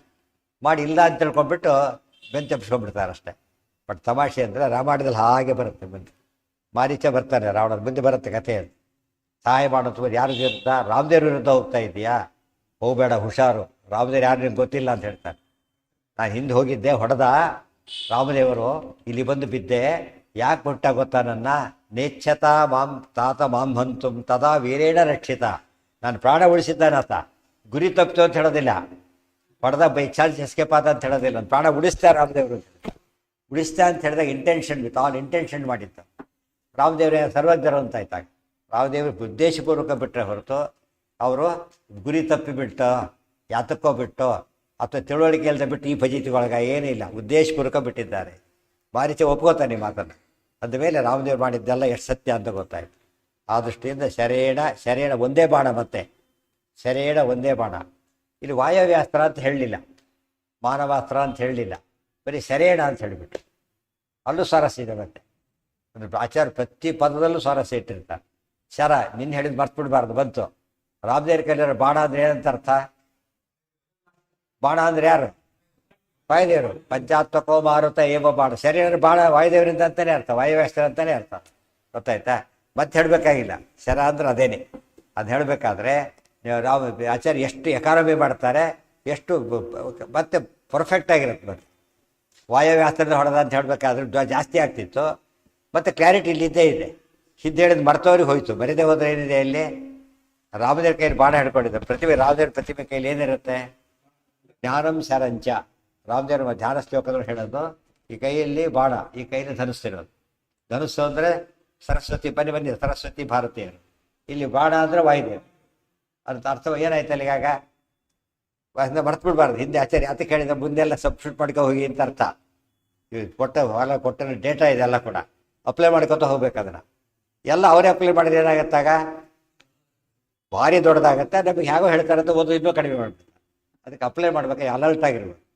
ಶರೇಣ ತಾಟಕಾಂ ವರಾದ್ವಿಧಾತು ತನನನ್ಯ ಬದ್ಧ್ಯಾಂ ರರಕ್ಷ ಯಜ್ಞಂಚ ಮುನೇರ್ ನಿಹತ್ಯ ಸುಬಾಹು ಭೀಷಾನಗಿರಾ ವಿಮೃತ್ಯುಂ. ಶರೇಣ ಮಾರೀಚ ಮಥ ಅರ್ಣವೇ ಅಕ್ಷಿಪತ್ ವಚಃ ವಿರಿಂಚಸ್ಯತು ಮಾನಯಾನಃ. ಬ್ರಹ್ಮದೇವರ ಮಾತನ್ನು ನಡೆಸ್ತಾರೆ. ಭಾಗವತಕ್ಕೆ ಹೋಗ್ಬೇಕಾಗಿ ಬ್ರಹ್ಮದೇವರು ಹೇಳ್ತಾರೆ, ನ ಭಾರತೀ ಬೇಂಗ ವೃಷೋಪ. ನನ್ನ ಮಾತು ಎಂದೂ ಸುಳ್ಳಾಗೋದಿಲ್ಲ. ಆ ಮಾತಿಗೆ ಅರ್ಥ ಭಾರತದ ಕೊಟೇಶನ್ ಅದಕ್ಕೆ. ನನ್ನ ಮಾತು ಎಂದೂ ಸುಳ್ಳಾಗೋದಿಲ್ಲ. ಅವ್ರು ಹೇಳೋದು ಯಾತಕ್ಕೋಸ್ಕರ? ದೇವ್ರು ನಡೆಸ್ತಾನೆ. ಆ ಅರ್ಥದ ದೇವ್ರು ನಡೆಸ್ತಾನೆ. ಇದನ್ನು ಈ ಅರ್ಥದಲ್ಲಿ ಪ್ರತಿಯೊಂದು ಮಾತಿಗೂ ಎಲ್ಲ ಗ್ರಂಥಗಳ ಸಾರ ಬಂದಿರುತ್ತದೆ. ಶರೇಣ ಮಾರೀಚಂ ಅಥ ಅರ್ಣವೇ ಅಕ್ಷಿಪತ್ ವಚಃ ವಿರಿಂಚಸ್ಯತು ಮಾನಯಾನಃ ಅವಧ್ಯತಾ ತೇನ ಹಿತಸ್ಯ ದತ್ತಾ ಜಘಾನ ಚಾನ್ಯಾಂತ ಚ ನೀಚರಾನಥ. ಏನಂತ ಅವರ ಕೊಟ್ಟಿದ್ರು ಆಗ? ಅವಧ್ಯತವರ ಕೊಟ್ಟಿದ್ರು.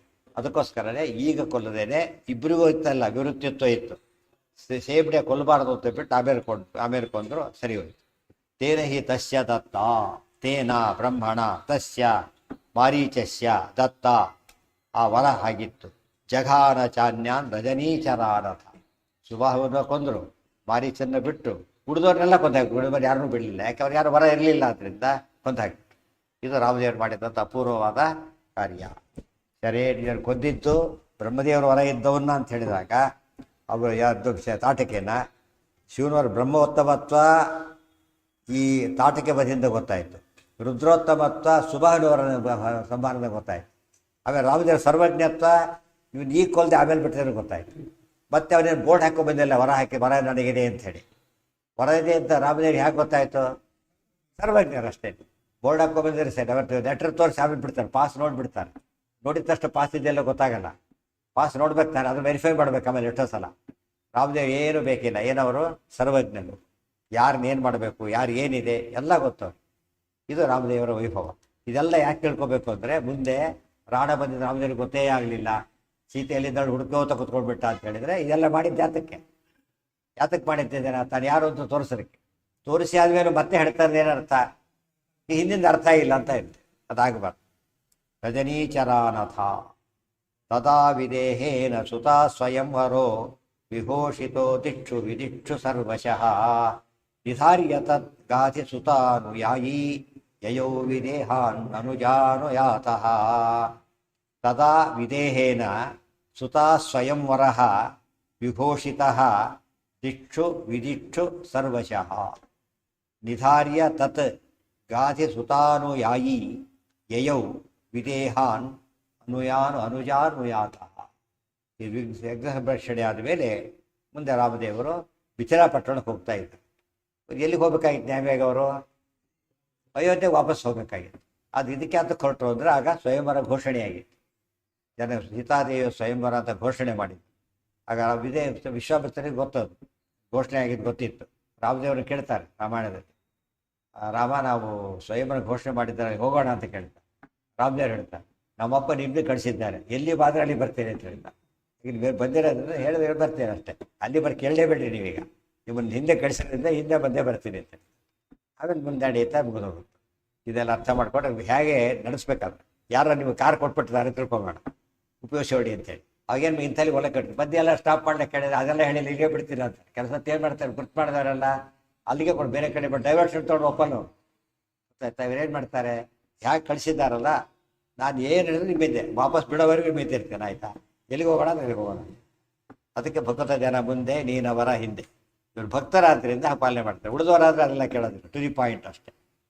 ರಜನೀಚರಾನಥ, ರಜನೀಚರಾನ್ ಅಂತ ಪದ ಉಪಯೋಗಿಸಿದ್ದೆ ನೋಡಿ. ರಜನೀಚರನು ಅಂದ್ರೆ ಏನು? ರಜನಿ ಅಂದರೆ ರಾತ್ರಿ, ರಾತ್ರಿ ಓಡಾಡೋರು. ರಾತ್ರಿ ಓಡಾಡೋರು ಅಂದ್ರೆ ಏನು? ರಾಕ್ಷಸರು ಅಂತ. ರಾತ್ರಿ ಓಡಾಡೋರು ಅಜ್ಞಾನದಲ್ಲೇ ಎಂಜಾಯ್ ಮಾಡೋರು ಅಂತ ಅರ್ಥ. ಅಜ್ಞಾನ ಎಂಜಾಯ್ ಮಾಡ್ತಾ ಇದ್ವಿ, ಬಹಳ ಆಶ್ಚರ್ಯ. ಅಜ್ಞಾನದ ಬಗ್ಗೆ ಏನು ಮಾಡ್ಬೇಕು? ಯಾವಾಗಲೂ ನಾವು ದುಃಖ ಪಡಬೇಕು, ಗೊತ್ತಾಯ್ತಾ. ಅಜ್ಞಾನದ ಬಗ್ಗೆ ಎಂಜಾಯ್ ಮಾಡಿದ್ರೆ ಏನಂತ ಅರ್ಥ? ಅದಕ್ಕೆ ಕ್ಲಾಸ್ ಚೆಕ್ಕರ್ ಎಂಜಾಯ್ ಮಾಡ್ತಾರೆ ಅಂದರೆ ಅವ್ನು ಫೇಲ್ ಆಗೋ ಗ್ಯಾರಂಟಿ ಅಂತ. ಕ್ಲಾಸ್ ತಪ್ಪಿದ್ರು ದುಃಖ ಪಡಬೇಕಾ ಇಲ್ಲ. ಹಿರಿಯರಮಣ ತವಚರಣ ತೊರಕುವುದು ಹೇಗಿನ್ನು ಪರಮ ಪಾಪಿಷ್ಠ ನಾನು. ಈ ಒಂದು ಇದಿಲ್ಲದೆ ಹೋದರೆ ಅವನಿಗೆ ಪಶ್ಚಾತ್ತಾಪ ಇಲ್ಲ, ಅವ್ನ ಮುಂದೆ ರಿಪೇರ್ ಆಗೋ ಚಾನ್ಸೇ ಇಲ್ಲ. ಆ ದೃಷ್ಟಿಯಿಂದ ರಜನೀಚರರು ಅಂದರೆ ತಪ್ಪು ಮಾಡ್ತಾರೆ, ತಪ್ಪು ಮಾಡಿದ್ದು ಅವ್ರಿಗೆ ಗೊತ್ತಾಗೋದಿಲ್ಲ, ಗೊತ್ತಾಯ್ತಾ. ಓ ನೀವಾ ಏಕಾಚಿ ಮಾಡ್ತೀರ, ಸದ್ಯ ಮಾಡಿಕೊಟ್ರಪ್ಪ ನಮಗಂತೂ ಯೋಚನೆ ಇಲ್ಲ. ಅದು ಏನು ಬಿಡ್ಲಿ, ಈಗ ಎಕ್ಸಾಂಪಲ್ ತೊಗೊಬಂದಿದ್ದಾನ, ಯೋಚನೆ ಇಲ್ಲ ಅಂತ ಹೇಳ್ತಾರೆ. ಯಾತಕ್ಕೆ ಯೋಚನೆ ಇಲ್ಲ ಅಂತ ಹೇಳ್ತಾರೋ ತಿಳುವಳಿಕೆ ಇಲ್ಲ ಅಷ್ಟೇ. ನಮ್ಗೆ ಗೊತ್ತಿದ್ರೆ ಕಷ್ಟ. ಯಾರೋ ತುಮಕೂರಲ್ಲಿದ್ದಾಗ ಒಬ್ಬ ಯಾರೋ ಒಬ್ಬ ಇದ್ದ ಪೇಪರ್ ಮಾಡ್ತಾರೆ, ಅದು ಒಳ್ಳೆ ಯಾರೋ ಒಬ್ಬ ಇದ್ದ ಬರ ಒಳ್ಳೆ ನಂಬೋನೆ ಅಂತ ಹೇಳ್ತೀನಿ. ನಿಮ್ಮಲ್ಲಿ ಯಾವ ಸಾರಿಕ್ರಮ ಇದೆ ಅಂತ ಕೇಳಿದೆ. ಅದೋ ಪ್ರಸಂಗ ಬಂದ, ಪರಿಚಯ ಆಗಿತ್ತಲ್ಲ 2 ವರ್ಷ ಇದ್ದಾಗ. ಯಾರೋ ಹೇಳಿದೆ, ಆತೇನು ಮಾಡ್ದ, ಸದ್ಯ ನಮ್ಮಲ್ಲಿ ಮಾತ್ರ ನರಸಿಂಹ ಸಾರಿವ ಇಲ್ಲಪ್ಪ, ನರಸಿಂಹ ಸಾರಿವ ಇದ್ರೆ ಉಪವಾಸ ಮಾಡ್ಬೇಕಂತೆ ಏಕಾದಶಿನ. ಅದಕ್ಕೆ ಇಲ್ಲೇ ಇಲ್ಲ ಬರೀ ಆರಾಮಾಗಿದ್ದೀನಿ ನಾನು. ನರಸಿಂಹ ಯಾರು ಹೇಳಿದ್ರು ತಲೆಗೆ ಅದೇ ಆಶ್ಚರ್ಯ.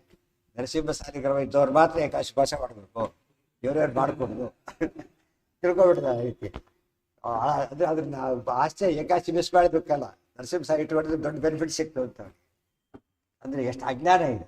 ಅಜ್ಞಾನ ಅವ್ರು ಎಂಜಾಯ್ ಮಾಡ್ತಾರೆ, ಭಾಳ ಆಶ್ಚರ್ಯ ಅಂತ ಕೇಳಿ. ಅದು ಮುಂದೆ ಬಂದು ಹೇಳ್ತಾರೆ, ಕಂಸನ ಭೃತ್ಯರು ಎಂಥವ್ರು ಅಂತ ಕೇಳಿದರೆ ಹಿಂಸಾ ವಿಹಾರ ಅಂತ ಕರೀತಾರೆ. ಅದು ಹಿಂಸೆ ಮಾಡೋದು, ಎಂಜಾಯ್ ಮಾಡೋದು.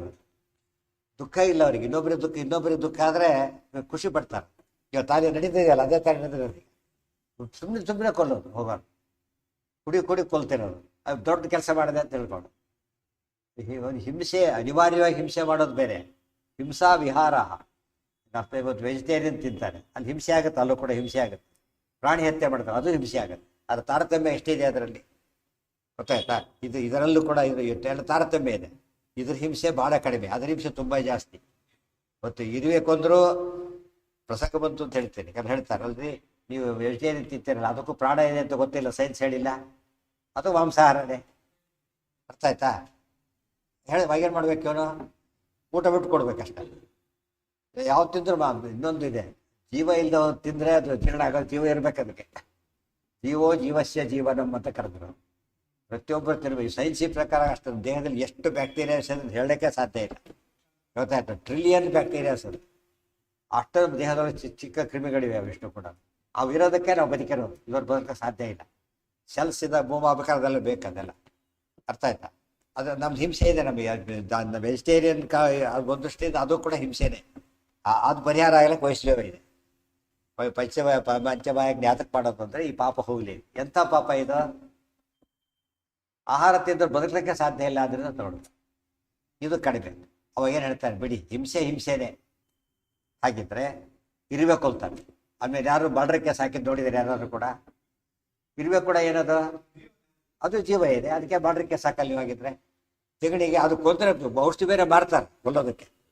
ಸರ್ಕಾರನೇ ಗ್ರಾಂಟ್ ಮಾಡೋದು, ಪರ್ಮಿಷನ್ ಕೊಡುತ್ತೆ. ಮತ್ತು ಇಲ್ಲಿ ಹಿಂಸೆ ಹಿಂಸೆ ಅಲ್ವೇನೆ ಆಗಿದ್ರಿ. ಅದು ಯಾರೋ ಜೈಲಿಗೆ ಹಾಕಿದ್ದು ನೋಡಿದ್ದೀರಾ? ಹಸುರು ಕೊಂದರೆ ಕೇಳೋರಿಲ್ಲ, ಹಸುರು ಕೊಂದರೆ ಕೇಳೋರಿಲ್ಲ. ಅದು ಆ್ಯಕ್ಚುಲಿ ಕೇಳಬೇಕಾದ್ರೆ ಕೇಳೋದಿಲ್ಲ. ಮತ್ತು ಇದನ್ನ ಹೇಗಂತ ಕರಿತೀರಿ ನೀವೀಗ? ಅದು ಬೇರೆ ಅಂತ ಕರೀತೀವಿ.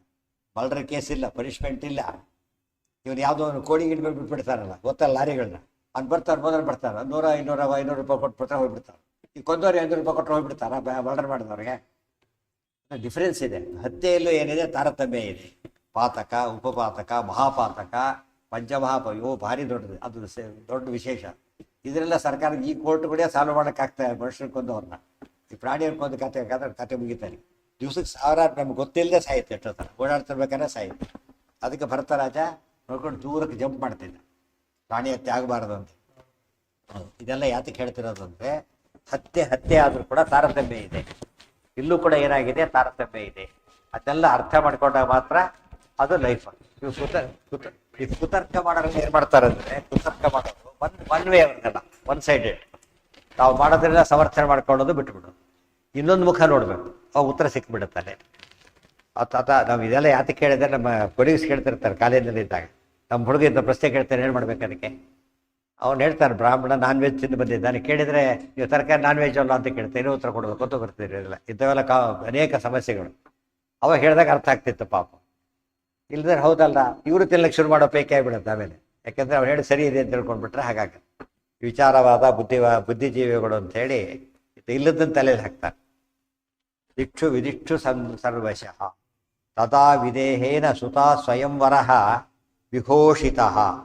ದಿಕ್ಷು ವಿದಿಕ್ಷು ಸರ್ವಶಃ, ದೊಡ್ಡ ಸ್ವಯಂವರ. ದಿಕ್ಷು ವಿದಿಕ್ಷು, ದಿಕ್ಕುಗಳು ಅಂದರೆ ಪೂರ್ವ, ದಕ್ಷಿಣ, ಪಶ್ಚಿಮ, ಉತ್ತರ ದಿಕ್ಕುಗಳು. ಆಗ್ನೇಯ, ನೈಋತ್ಯ, ವಾಯವ್ಯ, ಈಶಾನ್ಯ ಏನವು ವಿದಿಕ್ಕುಗಳು. ದಿಕ್ಕು ವಿದಿಕ್ಕುಗಳು ಅಂದರೆ ಏನರ್ಥ? ಎಲ್ಲ ಕಡೆ ಅಂತ ಅರ್ಥ. ಎಲ್ಲ ದಿಕ್ಕುಗಳಲ್ಲೂ ಕೂಡ ಅನೌನ್ಸ್ ಆಗಿತ್ತು. ವಿಘೋಷಿತ ಅಂದ್ರೇನು? ವಿಶೇಷವಾಗಿ ಕೇಳಿ ಅಂತ ಓಡ್ದಾಗ ಎಲ್ಲ ಕಡೆ ಅನೌನ್ಸ್ಮೆಂಟ್ ಕೊಟ್ಟು. ಸುತಾ ವಿದೇಹೇನ, ವಿದೇಹ ರಾಜ, ಕಾರಣ ಕೊಟ್ಟು, ವಿದೇಹ ದೇಶದ ರಾಜ. ಅದು ಆ ಮಗಳ ಸ್ವಯಂವರಕ್ಕೆ ಅಷ್ಟು ಮಹತ್ವ ಇತ್ತು ಅಂತ ಅರ್ಥ. ಸುತ ಅಂದರೆ ಗಂಡು ಮಗ, ಸುತ ಅಂದರೆ ಮಗಳು. ಸುತಾ ಸ್ವಯಂವರ, ಮಗಳ ಸ್ವಯಂವರವನ್ನ ಎಲ್ಲ ವಿಧಿ ಸರ್ವಶಃ ಅಂತ ಹೇಳಿದ್ರಿಂದ ಮೇಲೆ ಕೆಳಗೆ ಕೂಡ ದೇವತೆಗಳು ಬಂದಿದ್ದಾರೆ. ಅದಕ್ಕೆ ದೇವತೆಗಳು ಬರ್ತಾರೆ. ಆದ್ದರಿಂದ ಎಲ್ಲ ಕಡೆಗೂ ಕೂಡ ಮುಟ್ಟಿ ಹೋಗಿತ್ತು ಅದು. ನಿಧಾರ್ಯ ಜದ್ಗಾತಿ ಸುತಾನುಯಾಯಿ, ನಿಧಾರ್ಯ ಅದನ್ನು ಕೇಳಿಸಿಕೊಂಡು, ಶ್ರವಣ ವಾರ್ತೆಯನ್ನು ಕೇಳಿ, ತತ್ ನಿಧಾರ್ಯ ಅದನ್ನು ಕೇಳಿಸಿಕೊಂಡು, ಗಾತಿ ಸುತಾನುಯಾಯಿ, ಗಾತಿ ಸುತ ವಿಶ್ವಾಮಿತ್ರರು, ಅವರ ಅನುಯಾಯಿಯಾಗಿ ಹಿಂಬಾಲಕನಾಗಿ ರಾಮದೇವರು ಯಯೋ ಹೊರಟರು. ಎಲ್ಲಿಗೆ? ವಿದೇಹಾನ್, ವಿದೇಹ ದೇಶಕ್ಕೆ ಹೊರಟರು. ಅನುಜಾನುಯಾತಃ, ಲಕ್ಷ್ಮಣನ ಸಮೇತ. ಅನುಯಾತಃ, ತಮ್ಮನಾದ ಲಕ್ಷ್ಮಣನ ಜೊತೆಗೆ ರಾಮದೇವರು ಆ ವಿಶ್ವಾಮಿತ್ರರ ಹಿಂದೆ ವಿದೇಹ ದೇಶಕ್ಕೆ ತೆರಳಿದರು. ಕಾರಣ ಸೀತಾ ಸ್ವಯಂವರ. ತದಾ ವಿದೇಹೇನ ಸುತಾ ಸ್ವಯಂವರ ವಿಘೋಷಿತ. ದಿಕ್ಷು ವಿದಿಕ್ಷು ಸರ್ವಶಃ ನಿಧಾರ್ಯ ತದ್ಗಾಧಿ ಸುತಾನುಯಾಯಿ ಯಯೌ ವಿದೇಹಾನ್ ಅನುಜಾನುಯಾತಃ. ಅಷ್ಟು ವಿಷಯ ಬಂತದ್ರಲ್ಲಿ. ದಾರಿಯಲ್ಲಿ ಏನಾಯಿತು ಹೇಳ್ತಾರೆ. ಸಿದ್ಧಾಶ್ರಮಕ್ಕೆ ಹೋಗೋ ದಾರಿಯಲ್ಲಿ ಆಗಿದ್ದು ತಾಟಕ ಸಂಹಾರ ಇತ್ಯಾದಿಗಳು. ಅಲ್ಲಿಂದ ನಡೆದಿದ್ದು ಅಹಲ್ಯೋದ್ಧಾರ ಇತ್ಯಾದಿ. ಇಲ್ಲಿಂದ ಮುಂದೆ ಹೊರಟಾಗ ತಾಟಕೆ ಒಬ್ಬ ರಾಕ್ಷಸಿ, ಅಹಲ್ಯ ಒಬ್ಬ ಇಬ್ಬರು ಸ್ತ್ರೀಯರೇ. ತಾಟಕಿಯನ್ನು ಕೊಂದರು ರಾಮದೇವರು, ಅಹಲ್ಯನ ಉದ್ಧಾರ ಮಾಡಿದರು. ಇಬ್ಬರು ಹೆಂಗಸರೇ, ಅದು ಇವಳು ಅಯೋಗ್ಯಳು, ಅವಳು ಯೋಗ್ಯಳು. ಸೊ ರಾಮದೇವರು ಮೆಕ್ಯಾನಿಕಲ್ಲೇ ಕೊಲ್ಲೋದು, ಮೆಕ್ಯಾನಿಕಲ್ ಉಳಿಸೋದು ಮಾಡಲಿಲ್ಲ. ಯಾರು ಸಂಹಾರ ಮಾಡಬೇಕೋ ಅವ್ರು ಸಂಹಾರ ಮಾಡ್ತಿದ್ರು, ಯಾರನ್ನು ಉದ್ಧಾರ ಮಾಡಬೇಕೋ ಉದ್ಧಾರನೂ ಮಾಡ್ತಿದ್ರು. ಅಹಲ್ಯ ಕಥೆ ಬಂತೀಗ. ಅಥೋ ಅಹಲ್ಯಾಂ ಪತಿನಾಭಿಶಪ್ತಾಂ ಪ್ರದರ್ಶನಾತ್ ಇಂದ್ರಕೃತಾತ್ ಶಿಲೀಕೃತಾಂ ಸ್ವದರ್ಶನಾತ್ಮಾನುಷತಾಮುಪೇತಾಂ ಸುಯೋಜಯಾಮಾಸ ಸಗೌತಮೇನ.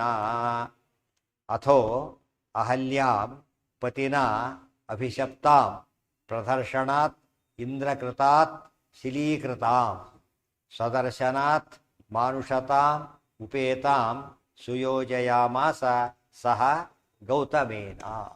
ಇಡೀ ಅದೇ ಕಥೆ ಅದಿಷ್ಟು ಇದರಲ್ಲಿ ಮುಗಿಸಿದ್ರು. ಇಡೀ ಒಂದು ಶ್ಲೋಕದಲ್ಲಿ ಅಲ್ಲಿ ಎಲ್ಲ ಪ್ರಸಂಗ ಬೋದಾಯಿತು. ತಾಟಕ ಪ್ರಸಂಗ ಅರ್ಧ ಶ್ಲೋಕ, ಒಂದೊಂದು ಶ್ಲೋಕ ಅಷ್ಟು ಕಾಂಪ್ಯಾಕ್ಟಾಗಿ ಬಟ್ ಯಾವ ಮೋಸ್ಟ್ ಇಂಪಾರ್ಟೆಂಟ್ ವಿಷಯ ಹೇಳಿರ್ತಾರೆ. 20-30 ಶ್ಲೋಕ ಓದಿದ್ರು ಕೂಡ ಸಿಗದಿರೋ ವಿಚಾರ ಒಂದು ಪದದಲ್ಲಿ ಸಿಗುತ್ತೆ ಆಚಾರ್ಯ ಮಾತು.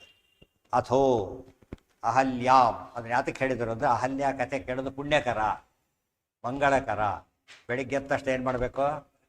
ಅಹಲ್ಯ, ದ್ರೌಪದಿ, ಸೀತಾ, ತಾರಾ, ಮಂಡೋದರಿ ತಥಾ ಪಂಚಕನ್ಯಾ ಸ್ಮರೆ ನಿತ್ಯ ಮಹಾಪಾತಕನಾಶನ, ಮಂಗಳಕರ. ಅದು ಬೆಳಿಗ್ಗೆ ಅಂದ್ರೆ ಮಂಗಲ ಶ್ಲೋಕಗಳು ಹೇಳಬೇಕು. ಅದನ್ನ ಹೇಳೋಕ್ಕೆ ಅಥೋ ಅಹಲ್ಯ. ಮತ್ತು ಮೊದಲೇ ತಗೊಂಡ್ರೆ ಯಾರದರಲ್ಲಿ ಅಹಲ್ಯ, ದ್ರೌಪದಿ, ಸೀತಾ, ಅಹಲ್ಯ ಹತ್ರ ಮೊದಲು ಬರುತ್ತೆ. ಆ ಶ್ಲೋಕನೂ ಹೇಳಿ ಅಂತ ಸೂಚನೆ ಅದರಿಂದ ಎಲ್ಲರ ಸ್ಮರಣೆನೂ ಮಾಡಬೇಕು. ಅಥೋ ಅಹಲ್ಯಾಂ ಪತಿನಾ ಅಭಿಶಪ್ತಾಂ. ಗಂಡನ ಶಾಪ ಆ ಕಡೆಗಿತ್ತು. ನಮ್ಗೆ ಆಶ್ಚರ್ಯ ಆಗಿಬಿಡುತ್ತಾನೆ. ಗಂಡನ ಶಾಪ ಇರೋ ಹೇಳ್ತೀನಿ ಪತಿಯವರ ಸ್ಮರಣೆ ಮಾಡೋಕ್ಕಾಗುತ್ತೆ. ಗಂಡನ ಶಾಪ ಇದೆ ಏನರ್ಥ? ಗಂಡನ ಶಾಪ ಇದೆ ಅಂದರೆ ಏನು ಮಾಡಬಾರ್ದು ಮಾಡಿದಾಳೆ ಅಂತ ಅರ್ಥ ಆಗುತ್ತೆ. ಅವ್ರು ಸ್ಮರಣೆ ಮಾಡ್ಬೇಕೇನಾಗಿದ್ರೆ ಅದಕ್ಕೆ ಒಂದು ಕಾರಣ ಕೊಡ್ತಾರೆ. ಅದೆಷ್ಟು ಅದು ಕಥೆ ಹೇಗಿದೆ ಅಂದರೆ ನೋಡೋದಕ್ಕೆ ಅಂಥವ್ರು ಹೆಸರೆತ್ತಬೇಡಿ, ಒಳ್ಳೆ ಸಮಯಕ್ಕಂಥವ್ರು ಹೆಸರೆತ್ತಬೇಡಿ ಅಂತ ಹೇಳ್ತಾರೆ.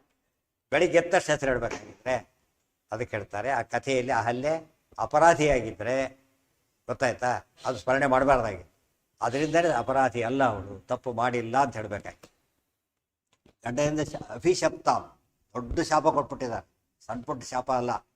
ಗಲಾಟೆ ಮಾಡಿದ ಹುಡುಗನಿಗೆ get out of the class ಅಂದ್ರೇ ಅದೊಂದು ಪನಿಷ್ಮೆಂಟ್. ಅದು ಎಷ್ಟು ದಿವಸ ಗೊತ್ತಾ ಅವಳು ಇರಬೇಕಾದದ್ದು? ಪತಿನಾಭಿಶಪ್ತ ಪ್ರದರ್ಶನಾತ್ ಇಂದ್ರಕೃತಾತ್ ಶಿಲೀಕೃತ. ಅದಕ್ಕೇನು ಕಾರಣ ಆಗಿತ್ತು? ಇಂದ್ರಕೃತಾತ್ ಪ್ರದರ್ಶನ ಶಿಲೀಕೃತ. ಶಿಲೀಕೃತ ಅಂದರೆ ತುಂಬ ಜನ ತಿಳ್ಕೊಂಡಿದ್ದೇನೋ ಶಿಲಿಯಾಗಿ ಮಾಡಲ್ಪಟ್ಟಿದ್ದು ಅಂತ. ಶಿಲಿಯಾಗಿ ಮಾಡಲ್ಪಟ್ಟ ರಾಮಾಯಣ ಹೇಳಿಲ್ಲ ಮಾತನ್ನು, ಆಚಾರ್ಯ ಹೇಳ್ತಾ ಇಲ್ಲ. ಗೊತ್ತಾಯ್ತಾ? ಶಿಲೀಕೃತ ಅಂದರೆ ಶಿಲಾವತ್ ಕೃತ, ನಿಶ್ಚಲಳಾಗಿದ್ದು, ಮೂಮೆಂಟ್ ಇಲ್ಲ ಆ ರೀತಿ ಆಗಿಬಿಟ್ಟು. ಸ್ಟ್ಯಾಚ್ಯೂ ಇದ್ದಾಗಿದ್ಲು. ಮತ್ತೆ ಅವ್ರದ್ದು ಸ್ಟ್ಯಾಚ್ಯೂ ಆಗಿಲ್ಲ, ಸ್ಟ್ಯಾಚ್ಯೂ ಇದ್ದಾಗಿದ್ಲು. ಅರ್ಥ ಆಯ್ತಾ? ಅದು ತುಂಬ ಜನ ಏನು ತಿಳ್ಕೊಂಡ್ಬಿಟ್ರು, ಅದನ್ನು ಶಿಲಿಯಾಗಿದ್ರು. ತಪ್ಪದು. ಎಂದು ಕೊಡೋ ನಿಯಮ ಇದೆ. ಎಂದು ಚೇತನ ಏನಾಗೋದಿಲ್ಲ, ಜಡ ಆಗೋದಿಲ್ಲ. ಜಡ ಏನಾಗೋದಿಲ್ಲ, ಚೇತನ ಆಗೋದಿಲ್ಲ. ಆದ್ದರಿಂದ ಅರ್ಥ ಮಾಡಕ್ಕೆ ಬರೋದಿಲ್ಲ. ಶಿಲೀಕೃತ ಶಿಲೆಯಂತೆ ಮಾಡಲ್ಪಟ್ಟಿದ್ದೆ ಹೊರತು ಶಿಲೆಯಂತೆ ಎಕ್ಸಾಂಪಲ್ ಯಾತ ಕೊಟ್ಟರು? ಶಿಲೆ ಬರ ಬಿಟ್ಟರೆ ಏನಾಗ್ತಿತ್ತು? ಅಲ್ಲ, ಗಾಡಿಗಾರ ಅಲ್ಲಾಡುತ್ತೆ. ಪಕ್ಷ ಗಾಡಿಗೆ ಅಲ್ಲಾಡುತ್ತೆ ಕಲ್ಲು? ಸಾಧ್ಯ ಇಲ್ಲ. ಗೊತ್ತಾಯ್ತು? ಕಲ್ಲು ಬಿದ್ದೋಗುತ್ತೆ ಅಷ್ಟೇ. ಭಾರಿ ಜ್ವರ ಬೀಸಲ್ಲಿ ಬಿಡ್ಬೋದೇ ಹೊರತು ಅದು ಅಲ್ಲಾಡೋಕ್ಕೆ ಸಾಧ್ಯ ಇಲ್ಲ. ಅದಕ್ಕೋಸ್ಕರ ನಿಶ್ಚಲ ಅಂತ ಹೇಳೋದಕ್ಕೋಸ್ಕರವಾಗಿ ಶಿಲೀಕೃತಾಂ ಅಂತ ಕರೆದು. ಏನೋ ಐಶ್ವರ್ಯಲ್ಲಿದ್ದಾಗ ಪೂರ್ತಿ ಕೋಮಾದಲ್ಲಿದ್ದಾಗೆ ಆ ಥರ ಇದ್ದುಬಿಟ್ಟಿದೆ. ಪ್ರದರ್ಶನಾತ್ ಇಂದ್ರಕೃತಾತ್ ಶಿಲೀಕೃತ. ಐಶ್ವರ್ಯದಿಂದ ಎಚ್ಚರ ಇರಬಹುದು, ಕೋಮಾದಲ್ಲಿ ಎಚ್ಚರ ಕೂಡ ಇರೋದಿಲ್ಲ. ಆ ಥರ ಇರಬೇಕು. ಬಟ್ ಅವಳು ಎಚ್ಚರ ಇದೆ, ಮೂವ್ಮೆಂಟ್ ಮಾಡೋಕ್ಕೆ ಬರೋದಿಲ್ಲ. ಅಂಥ ಶಾಪಸ್ ಕೊಡೋ ಉದ್ದೇಶ ಸಫರ್ ಆಗಬೇಕು ಅಂತೇಳಿ. ಎಚ್ಚರ ಇಲ್ಲದೆ ಹೋಗ್ಬಿಟ್ರೆ ಏನಾಗುತ್ತಾಗ? ಈಗ ಹ್ಯಾಂಗಿಂಗ್ ಮಾಡ್ಬೇಕಾದ್ರೆ ಎಚ್ಚರ ಇದ್ದ ಮಲ್ಕೊಂಡೆ ಹ್ಯಾಂಗ್ ಮಾಡಲ್ಲ. ಏನು ಮಾಡ್ತಾರೆ? ಎಚ್ಚರ ಇದ್ದಾಗ ಹ್ಯಾಂಗ್ ಮಾಡೋದು. ಅದೇ ಹೆಲ್ತ್ ಸರಿಯಾಗಿರ್ಬೇಕು ಅವ್ರದ್ದು. ಮರುದಿವ್ಸ ಹ್ಯಾಂಗ್ ಮಾಡೋಕ್ಕಾಗಿತ್ತು, ರಾತ್ರಿ ಜ್ವರ ಬಂತು, ಪೋಸ್ಟ್ಪೋನ್ ಮಾಡಿಬಿಡ್ತಾರೆ. ಹ್ಯಾಂಗೂ ಸಾಯ್ತಾ ಅನ್ಬಿಡೋದು ಮಾಡೋದಿಲ್ಲ. ಪನಿಷ್ಕೊಡೋ ಉದ್ದೇಶ ಏನು? ಪನಿಷ್ಮೆಂಟ್ ಕೊಡೋದು ಅರ್ಥ ಆಗಬೇಕು. ಅದರಿಂದನೇ ಅವನ ಎಚ್ಚರ ಇದ್ದಾಗ ಪನಿಷ್ ಮಾಡ್ಬೇಕು ಯಾವಾಗಲೂ. ಅದು ನೋಟಿಸ್ ಕೊಟ್ಟೆ ಡಿಸ್ಕನೆಕ್ಟ್ ಮಾಡ್ತಾರಲ್ಲ ಹಾಗೆ. ನೋಟಿಸ್ ಕೊಡೋ ಅಭ್ಯಾಸ ಎಚ್ಚರ ಗೊತ್ತಾಗಲಿ ನಿಮಗೆ ಅಂತ ಹೇಳೋದಕ್ಕೆ. ಆ ಹಿನ್ನೆಲೆಯಲ್ಲಿ ಅಥೋ ಅಹಲ್ಯಾಂ ಪತಿನಾಭಿಶಪ್ತಾಂ ಪ್ರದರ್ಶನಾತ್ ಇಂದ್ರಕೃತಾತ್ ಶಿಲೀಕೃತ. ಪ್ರದರ್ಶನ ಅತ್ಯಾಚಾರಕ್ಕೊಳಗಾಗಿದ್ದು ಅಂತ ಅರ್ಥ. ಬಲಾತ್ಕಾರದ ಭೋಗಕ್ಕೊಳಗಾಗಿದ್ದು ಇಂದ್ರಕೃತಾತ್ ಅಂತ. ಇಲ್ಲಿ ತುಂಬ ಜನಕ್ಕೆ ಕನ್ಫ್ಯೂಷನ್. ನಮ್ಮವರೇ ಹೇಳ್ತಾ ಇರ್ತಾರೆ, ಆ ರೀತಿ ಬರೀತಾನೂ ಇರ್ತಾರೆ. ಅಹಲ್ಯೆ ತಪ್ಪು ಮಾಡಿತ್ತು. ಇಂದ್ರದೇವರಿಂದ ಗೊತ್ತಿದ್ರು ಕೂಡ ಏನು ಮಾಡಿದ್ಲು? ಒಪ್ಕೊಂಡ್ಬಿಟ್ಲು. ಅದಕ್ಕೆ ಅಹಲ್ಯೆ ಪತಿತಳ ಅಂತ ವಾದ ಮಾಡ್ತಾರೆ. ಅವ್ರಿಗೆ ಶಾಸ್ತ್ರನೂ ಗೊತ್ತಿಲ್ಲ, ಇತಿಹಾಸನೂ ಗೊತ್ತಿಲ್ಲ. ಸರಿ ಅಲ್ವೇ ಅಲ್ಲ ಅದು. ಆ್ಯಕ್ಚುಲಿ ಅಹಲ್ಯ ಮಹಾಪತಿವ್ರತೆ. ತುಂಬ ಕಾರಣ ಬೇಡ, ಒಂದೇ ಕಾರಣ ಸಾಕು. ಇಂದ್ರದೇವರು ಏನು ಮಾಡಿದರು? ನಿಜವಾಗ್ಲೂ ಕೂಡ ಇಂದ್ರ ವೇಷದಲ್ಲಿ ಬಂದಿದ್ದರೆ ಕೆಲಸ ಸುಲಭ ಆಗುತ್ತೆ. ಅಷ್ಟೇ. ಗೌತಮರು ಅಟ್ರಾಕ್ಟಿವ್, ಇಂದ್ರದೇವರು ಅಟ್ರಾಕ್ಟಿವ್. ದೇವರಾಜ ಅವರು, ಇವರೊಬ್ಬ ಮುನಿ ಅಷ್ಟೇ. ದೇವ ಋಷಿ ಪಿತೃಪನರಾಹ ಇತಿ ಮುಕ್ತಾಸ್ತು ಪಂಚದ ಋಷಿ ಕಕ್ಷೆ ಇವರು. ಭಾರಿ ಬೆಲ್ಲವರು ಅವರು. ಆದ್ದರಿಂದ ಅಹಲ್ಯೆಗೇನಾದರೂ ಕೆಟ್ಟ ಮನಸ್ಸು ಇದ್ದಿದ್ರೆ ಅವ್ರು ಯಾವ ರೂಪದಲ್ಲಿ ಬಂದಿದ್ರೆ ಅನುಕೂಲ ಆಗ್ತಿತ್ತು? ಬರಲಿಲ್ಲ. ಗೌತಮರು ಯಾತಕ್ಕೆ ಬಂದರು ಅಂದರೆ ಅಹಲ್ಯ ಮಹಾಪತಿವ್ರತೆ. ಆ ದೃಷ್ಟಿಯಿಂದನೇ ಏನು ಮಾಡಿದ್ರು ಅವರು, ಗೌತಮರ ವೇಷದಲ್ಲಿ ಬಂದರೆ ಮಾತ್ರ ಸಾಧ್ಯ ಇಲ್ಲ ಅಂತ ಬಂದು, ಇನ್ನು ಇಲ್ಲದೆ ಹೋದ್ರೆ ಜನಕ್ಕೆ ಅರ್ಥ ಇಲ್ಲ ಅಂತಾಗುತ್ತೆ. ಅಹಲ್ಯೆ ಕೆಟ್ಟವಳು ಅಂತಾಗಿದ್ರೆ ಇಂದ್ರ ರೂಪದಲ್ಲಿ ಬಂದು ಸುಖವಾದ ಕೆಲಸ ಅದು. ಅಹಲ್ಯೆಗೂ ಸಂತೋಷ ಆಗ್ತದೆ, ಇಂದ್ರದೇವರ ಕೆಲಸನೂ ಸುಲಭ ಆಗ್ತದೆ. ಇಲ್ಲಿ ಎರಡೀಗ ಇಂದ್ರದೇವರು ಅಹಲ್ಯೆಗೂ ಬೇಕಿಲ್ಲ, ಅಹಲ್ಯೆ ಇಂದ್ರದೇವರಿಗೂ ಬೇಕಿಲ್ಲ. ಆಶ್ಚರ್ಯ, ಇಬ್ಬರು ಒಬ್ರಿಗೊಬ್ರು ಬೇಕಿಲ್ಲ. ಆ ಕಥೆ ನಡೆದೋಯ್ತು. ಇದು ಸ್ವಾರಸ್ಯ. ಸುಮ್ಮನೆ ಕಥೆ ಹೇಳಿದಾಗ ಆಗೋದು ಬೇರೆ, ವಸ್ತುಸ್ಥಿತಿ ಬೇರೆಯೇ ಇರ್ತಾರೆ. ಇವರು ಗೌತಮರು ನಿಜವಾಗ್ಲೂ ತಪ್ಪಿತಸ್ಥರು ಅಹಲ್ಯೆ ಅಲ್ಲ, ಇಂದ್ರದೇವರಲ್ಲ, ಗೌತಮರೇ. ಶಾಪ ಕೊಟ್ಟವರೇ ಅಪರಾಧಿಗಳಿಗೆ. ಶಾಪ ಕೊಟ್ಟ ಗೌತಮರೇ ಅಪರಾಧಿಗಳು. ಅವ್ರೇನು ಮಾಡಿದ್ರು, ಅಧಿಕ ಪುಣ್ಯ ಅಂದರೆ ಏನದು, ತಮ್ಮ ಇವಾಗ ಮಾಂಡವ್ಯರು ಮಾಡಿದ್ರಲ್ಲ ಹಾಗೆ, ವಶಿಷ್ಠ ಸಾಮ್ಯ ಬೇಕು ಅಂತ ಮಾಂಡವ್ಯರು ಮಾಡಿ, ಅದು ತಪ್ಪಾಯ್ತು. ವಶಿಷ್ಠ ಸಾಮ್ಯ ಬೇಕು ಅಂತ ಮಾಡಬಾರ್ದಾಗಿತ್ತು. ಅದು ವಶಿಷ್ಠರ ಕೇಳೋದು ಭಾರಿ ಜಾಸ್ತಿ. ಅದು ಸೋತ್ತಮ ಪದವಿನ ಅಪೇಕ್ಷೆ ಪಟ್ಟರೆ ಅದು ಅಯೋಗ್ಯ ಮಿಚ್ಚನ್ ಪುರುಷ ಪತದ್ದೇವನ ಸಂಶಯ, ಅದಕ್ಕೆ ಅವರಿಗೆ ಶಿಕ್ಷೆ ಆಯಿತು. ಇವರು ಅದೇ ರೀತಿ ಮಾಡಿದ್ರು. ಆ ಪುಣ್ಯ ಏನಾಯಿತು ಅಂತ, ಒಳ್ಳೆಯವರಿದ್ದಾರೆ ತಪಸ್ ಮಾಡ್ತಾರೆ, ಏನೂ ತಪ್ಪಲ್ಲ. ಕೆಟ್ಟ ಉದ್ದೇಶದಿಂದ ತಪಸ್ ಮಾಡಿಬಿಟ್ರೆ ಆ ಪುಣ್ಯ ಹಾಗೇ ಇರುತ್ತೆ, ಕೆಲಸ ಆಗೋದಿಲ್ಲ. ಪುಣ್ಯ ಏನಾಗುತ್ತೆ, ಇದು ತಲೆ ಕೆಡಿಸುತ್ತೆ. ಆ ಪುಣ್ಯ ಏನು ಮಾಡ್ಬೇಕಾದ್ರೆ, ಈ ಓವರ್ ಹಿಟ್ ಮಾಡಿದಾಗ ವಾಂತಿ ಮಾಡಿಸ್ತಾರಲ್ಲ ಹಾಗೆ ವಾಮಿಟ್ ಮಾಡಿ ಸರಿ ಮಾಡಿಸ್ಬೇಕು. ಅದನ್ನು ಬಾಯಿಂದ ಹೋಗ್ಬೇಕಲ್ಲ, ಬಾಯಿಂದ ಶಾಪ ಕೊಟ್ಟರೆ ಹೋಗುತ್ತೆ. ಅದು ಶಾಪ ಕೊಡ್ಸೇನೆ ಹೋಗುತ್ತೆ. ಅದಕ್ಕೋಸ್ಕರ ಪುಣ್ಯ ಕಳ್ಕೊಬೇಕಾದ್ರೆ ನಮ್ಗೆ ಎಚ್ಚರಿಕೆ ಇದು. ಕೆಟ್ಟ ಮಾತು ಬಾಯಿಂದ ಬಂದರೆ ಪುಣ್ಯ ಹೋಯ್ತು ಅಂತ ಅರ್ಥ. ಪುಣ್ಯ ಹೋಗ್ಲಿಕ್ಕೆ ಔಟ್ಲೆಟ್ ಅದು. ಕೆಟ್ಟ ಮಾತಾಡೋದು, ಕೆಟ್ಟ ವಿಷಯ ಬೈಯೋದು, ಮಾಡೋದು, ಅಸಹ್ಯ ಪದ ಉಚ್ಚಾರಣೆ ಮಾಡೋದೆಲ್ಲ ಏನದು, ಪುಣ್ಯ ಕಳ್ಕೊಳ್ಳೋ ಹಾಗೆ. ಅವಾಚ್ಯ ಶಬ್ದಗಳನ್ನು ಹೇಳಬಾರ್ದು, ಗೊತ್ತಾಯ್ತಾ. ಅವ್ರ ಶಾಪ ಅಂಬೋದೇನದು, ಅವಾಚ್ಯನೇ. ಯಾವಾಗ ತಪ್ಪಾಗಿ ಕೊಟ್ಟಾಗ. ಸರಿಯಾಗಿ ಕೊಟ್ಟು ಬ್ರಹ್ಮದೇವರು ಶಾಪ ಕೊಡ್ತಾರೆ, ಅವ್ರು ಏನು ಕೆಟ್ಟದಾಗೋದಿಲ್ಲ, ಅಧಿಕ ಪುಣ್ಯದ ಪ್ರಶ್ನೆ ಬರೋದಿಲ್ಲ ಅವ್ರಿಗೆ. ಯಾತಕ್ಕೆ, ತುಂಬ ಅದೊಂದು ಪ್ರಶ್ನೆ ಕೇಳ್ತಾರೆ. ಬ್ರಹ್ಮದೇವರು ವರ ಕೊಡ್ತಾರೆ ಅಂದರೆ ಶಾಪ ಕೊಡ್ತಾರೆ ಅಂತ ಹೇಳಿದ್ರಿ, ಇವರು ಶಾಪ ಕೊಟ್ಟಾಗ ತಪ್ಪು ಅಂತ ಬೈತೀರಿ, ಪಾಂಡವರನ್ನು ಬೈತೀರಿ, ಇವ್ರನ್ನೂ ಬೈತೀರಿ. ಬ್ರಹ್ಮದೇವರು ಎಷ್ಟು ಶಾಪ ಕೊಟ್ಟಿದ್ದಾರೆ, ದೊಡ್ಡ ಶಾಪ ಕೊಟ್ಟಿರೋದು ಅವರೇನೆ. ಅವ್ರಿಗೆ ಯಾಕೆ ದೋಷ ಅಲ್ಲ ಅಂತ ಕೇಳಿದರೆ, ಬ್ರಹ್ಮದೇವರು ಕೊಡೋ ಶಾಪ ಪನಿಷ್ಮೆಂಟ್, ಅದು ದೋಷ ಅಲ್ಲ, ಅದು ಪನಿಷ್ಮೆಂಟ್. ಅರ್ಥ ಆಯ್ತಾ. ಅದ್ರ ಅರ್ಥ ಏನು, ತಿಳುವಳಿಕೆಯಿಂದ ಕೊಡ್ತಾರೋ. ಇವನು ತಪ್ಪು ಮಾಡಿದ್ದಾನೆ, ಈ ಶಿಕ್ಷೆ ಕೊಡಬೇಕು ಅಂತ ಕೊಡ್ತಾನೆ. ನ್ಯಾಯಾಧೀಶ ಏನು ಮಾಡಿ ಹೇಗೆ ಮಾಡಿ ಅಂತಾರೆ. ಸರ್ ನೀವು ಕೊರಗಡಕರು ಅಂತ ಕೇಳಿದ್ರೆ ಅವನ ಪಾಪ ಏನೋ ದಾರಿ ಹಾಕೊಂತಾರೆ, ಒಳ್ಳೆ ಆರ್ಡರ್ ಕೊಟ್ಟು ಕೊಲಿಸ್ತೀರಲ್ಲ, ನೀವೆಂತ ಪಾಪಗಳು ಒಯ್ಲಕ್ಕಾಗಲ್ಲ. ಏನಿದು ಪನಿಷ್ಮೆಂಟ್, ಸುಮ್ಮನೆ ಕೊಡೋದಿಲ್ಲ. ಅವ್ರು ಮಾಡಿ ತಪ್ಪಿ ಶಿಕ್ಷೆ ಕೊಡ್ತಾರೆ. ಆದ್ದರಿಂದ ಬ್ರಹ್ಮದೇವರ ಶಾಪನ ಯಾರಿಗೂ ಹೋಲಿಸ್ಬಾರ್ದು. ಬ್ರಹ್ಮದೇವರ ಶಾಪ, ಸರಸ್ವತಿ ಅವ್ರ ಶಾಪ ಬರೋದೇ ಇಲ್ಲ. ರುದ್ರದೇವರ ಶಾಪದಿಂದ ಶುರುವಾಗುತ್ತೆ. ಯಾಕೆ ಒಮ್ಮೊಮ್ಮೆ ಅವರು ತಪ್ಪು ತಿಳುವಳಿಕೆಯಿಂದ ಕೊಟ್ಟು ಬಿಟ್ರೆ, ಸರಿಯಾಗಿ ಕೊಟ್ಟಾಗ ಶಾಪ ದೋಷ ಅಲ್ಲ, ಗುಣ. ಸರಿಯಾಗಿ ಕೊಟ್ಟರೆ ಗುಣ. ತಪ್ಪು ಎಲ್ಲ ಶಾಪನೂ ಕೆಟ್ಟದಲ್ಲ, ಒಳ್ಳೆ ಶಾಪ ಬೇರೆ. ಬ್ರಹ್ಮದೇವರು ಯಾವಾಗಲೂ ಒಳ್ಳೆಯದು. ಹುಡುಗರದು ಒಮ್ಮೊಮ್ಮೆ ತಪ್ಪಬಹುದು ಅಂತ ಶಾಪ ಕೊಟ್ಟಿದ್ರು ಹೆಂಡತಿಗೆ. ಆದ್ದರಿಂದಾಗಿ ಅವರದೇ ದೊಡ್ಡ ತಪ್ಪಾಯಿತು. ಪ್ರದರ್ಶನಾತ್ ಇಂದ್ರಕೃತ ಶಿಲೀಕೃತ. ಅದರಿಂದಾಗಿ ಅವ್ರು ತಪ್ಪು ತಿಳ್ಕೊಂಡು ಮಾಡಿದ್ದೇನೋ ಮತ್ತು ಇಂದ್ರದೇವರೇ ಬಂದಿದ್ರೆ ಆ್ಯಕ್ಚುಲಿ ಇವರು ಶಾಪ ಕೊಡ್ತಾನೂ ಇರಲಿಲ್ಲ. ಯಾಕೆ ಗೊತ್ತೇನೋ, ಇಂದ್ರ ರೂಪದಲ್ಲಿ ಬಂದಿರೋ ಶಾಪನೂ ಕೊಡ್ತಾ ಇರಲಿಲ್ಲ. ಯಾಕೆ, ದೊಡ್ಡ ದೇವತೆಗಳು ಆ ರೀತಿ ಮಾಡಿದಾಗ ಏನೋ ಉದ್ದೇಶ ಇದೆ ಅಂತ ಅರ್ಥ. ಮತ್ತೆ ಕೇಳಕ್ಕೆ ಹೋಗ್ತಿರ್ಲಿಲ್ಲ. ಇನ್ನೂ ಸ್ವಾರಸ್ಯ ಇದೆ ಅದರಲ್ಲಿ, ದೊಡ್ಡ ಕಥೆ ಅದು. ಇಂದ್ರದೇವರು ಬಂದಿದ್ದು ದೊಡ್ಡ ಸಭೆಯಲ್ಲಿ ಮೀಟಿಂಗ್ ಮಾಡ್ಕೊಂಡು ಬಂದಿದ್ದಾರೆ. ನಮ್ಮ ಸ್ವರ್ಗಲೋಕದೊಳಗೆ ದೇವತೆಗಳು ಸಭೆ ಮಾಡಿ, ಸಭೆಯಲ್ಲಿ ತೀರ್ಮಾನ ಆಗಿದೆ. ಏನು ತೀರ್ಮಾನ ಆಗಿದೆ, ಗೌತಮರು ತಪಸ್ ಮಾಡ್ತಾ ಇದ್ದಾರೆ, ಅವರು ಹೆಚ್ಚಿನ ಪುಣ್ಯ ಹೋಗಬೇಕಾಗಿದೆ. ಈಗ ಇಂದ್ರದೇವರೇ ನೀವೇ ಸರಿ ಮಾಡಬೇಕು ಅಂತ ಇವ್ರು ಕೋಡ್ಕೊಂಡಿದ್ದಾರೆ ದೇವತೆಗಳೆಲ್ಲ. ಗೌತಮರು ಎಂಥವ್ರವರು, ತುಂಬ ಒಳ್ಳೆಯವರು, ಮಾಡಬಾರದು ಮಾಡಿಬಿಟ್ಟಿದ್ದಾರೆ. ಅದು ಸರಿ ಮಾಡ್ಬೇಕೀಗ. ಅದು ಸರಿ ಮಾಡೋದಷ್ಟು ಸುಲಭದ ಕೆಲಸ ಅಲ್ಲ, ಅದಕ್ಕೆ ನೀವೇ ಮಾಡಬೇಕೆ ಕೆಲಸ. ಮತ್ತು ಸಣ್ಣ ಪುಟ್ಟ ರಿಪೇರ್ ಆದ್ರೆ ಮಾಡ್ತಾರೆ, ದೊಡ್ಡ ರಿಪೇರಿಗೆ ಎಕ್ಸ್ಪರ್ಟೇ ಬರಬೇಕು, ನೀವೇ ಮಾಡಬೇಕು. ಆಗ್ಲೇ ಉದ್ಧಾರ ಆಗೋದು. ಏನು ಮಾಡಬೇಕು, ಗೌತಮರಿಗೆ ಕೋಪ ಬರಬೇಕು. ಕೋಪ ಬಂದು ಅವರು ಶಾಪ ಕೊಡಬೇಕು, ಆಗ ಅವರು ಪುಣ್ಯ ಹೋಗ್ಬೇಕು. ಅವ್ರಿಗೆ ಕೋಪ ಬರಬೇಕಾದ್ರೆ ಗೌತಮರು ಭಾರಿ ದೊಡ್ಡ ತಪಸ್ವಿಗಳು, ಕೋಪನೇ ಬಿಟ್ಬಿಟ್ಟಿದ್ರು ಪೂರ್ತಿಯವರು. ಕೋಪ ಎಲ್ಲ ಗೆದ್ದು ಬಿಟ್ಟಿದ್ರು. ಕೋಪ ಏನು ಅವ್ರನ್ನ ಬೈದ್ರು ಕೇರ್ ಮಾಡ್ತಿದ್ರು, ಆ ಸ್ಥಿತಿ ಬಂದಿತ್ತು. ಆದರೆ ಒಂದು ಮಾತ್ರ ಅವರಲ್ಲಿ ಇತ್ತು, ಹೆಂಡತಿಗೆ ಅನ್ಯಾಯ ಆದರೆ, ಹೆಂಡತಿ ಅನ್ಯಾಯ ಮಾಡಿದರೆ ಸಹಿಸೋ ಶಕ್ತಿ ಇದ್ದಿಲ್ಲ. ಆ ವೀಕ್ನೆಸ್ ತಿಳ್ಕೊಂಡು ಅದ್ರ ಪ್ರಕಾರ ಏನು ಮಾಡ್ಬೇಕು ನೀವೀಗ, ಅಹಲ್ಯ ಗಮನ ಮಾಡಬೇಕು. ಆಗ ಅವ್ರು ಏನಾಗ್ತಾರೆ, ಕೋಪ ಬರುತ್ತೆ, ಕೋಪದಿಂದ ತಾಪ ಆಗುತ್ತೆ, ತಾಪದಿಂದ ಶಾಪ ಬರುತ್ತೆ. ಕೋಪ, ತಾಪ, ಶಾಪ ಮೂರು ಗಂಟು ಬಿಡುತ್ತೆ ಒಂದಕ್ಕೊಂದು. ಆಗ ಅವರು ಉದ್ಧಾರ ಆಗ್ತಾರೆ. ಯಾರು ಡಾಕ್ಟ್ರು ಪೇಷಂಟ್ಗಳಿರ್ತಾರಲ್ಲ, ಕೆಲಸ ಡಾಕ್ಟ್ರ್ ಕಾಲು ಹೊಂದಿತಾ ಇರ್ತಾರೆ. ಅವ್ರಿಗೆ ಗೊತ್ತಾ ನೋವಾಗಿಬಿಟ್ರೆ ಒದ್ದಾಡ್ತಿರ್ತಾರೆ. ಡಾಕ್ಟ್ರ್ ಏಟು ಬಿಡುತ್ತೆ, ಆದರೂ ಏನು ಮಾಡ್ತಾರೆ ಡಾಕ್ಟ್ರಾಗ, ಪಾಪ ತಿರುಗಿ ಓದಿಯೋದೆಲ್ಲ ಮಾಡೋದಿಲ್ಲ, ಗಡ್ಡೆಂಬರಿಗೆ ಹಿಡಿಸಿ ಮಾಡಿ ಔಷಧಿ ಕೊಡ್ತಾರೆ. ಇವ್ರು ವಾಸಿ ಆಗಬೇಕು, ಇವ್ರಿಗೆ ಅರ್ಥ ಆಯ್ತಾ ಇಲ್ಲ. ಭಾಳ ಕಷ್ಟ ಕೆಲಸ ಕೆಲವು ಸತ್ಯ ಹುಚ್ಚುಚ್ಚು ಮಾಡ್ತಾರೆ. ಮಕ್ಕಳಂತೂ ಭಾರಿ ಓಡಾಡಿಸ್ತಾರೆ. ಆದರೂ ಅವ್ರು ಏನು ಮಾಡ್ತಾರೆ ಪಾಪ, ಅದೇ ದೇವತೆಗಳೆಲ್ಲ ಹಾಗೆ, ಅವ್ರು ಏನೇ ಮಾಡ್ಕೊಳ್ಳಿ ನೀವು ಉದ್ಧಾರ ಮಾಡಬೇಕು, ಅದಕ್ಕೆ ನೀವು ಹೋಗಿ ನೀವು ಕೆಲಸ ಮಾಡಬೇಕು ಅಂತ ಅವ್ರು ಬರ್ತಾರೆ. ಅದು ಅನೌನ್ಸ್ ಮಾಡಿ ಬಂದಿರೋದವರು. ಸಾಮಾನ್ಯ ಜಾರ ಯಾವ ರೀತಿ ಅನೌನ್ಸ್ ಮಾಡಿ ಬರ್ತಾನೆ ಜಾರ ಯಾರಾದರೂ ಕೂಡ ಗೊತ್ತಾಯ್ತಾರೆ, ಗುಟ್ಟ ಬರ್ತಾರೆ, ದೇವಸ್ಥಾನ ಡಿಕ್ಲೇರ್ ಮಾಡ್ಕೊಂಡು ಬರ್ತಾರೋ ನೀವೇ ಬರಬೇಕು ಅಂತ. ಅದೆಲ್ಲ ರಾಮಾಯಣದಲ್ಲೇ ಬರುತ್ತೆ, ಇದೆಲ್ಲ ವಾಲ್ಮೀಕಿ ರಾಮಾಯಣದಲ್ಲೇ ಬರುತ್ತೆ. ಅದು ಹೇಳೋದಿಲ್ಲ, ಅದು ತಪ್ಪಾಗಿ. ವಾಲ್ಮೀಕಿಗಳು ಬೇರೆ ಸಂಗ್ರಹ ಮಾಡೋದು ಬಂದಿದೆ, ವಾಲ್ಮೀಕಿ ರಾಮಾಯಣದ ಪುರಾಣಗಳಲ್ಲಿ ಬಂದಿದೆ, ಯಾರು ಹೇಳಲ್ಲ ಅದರ.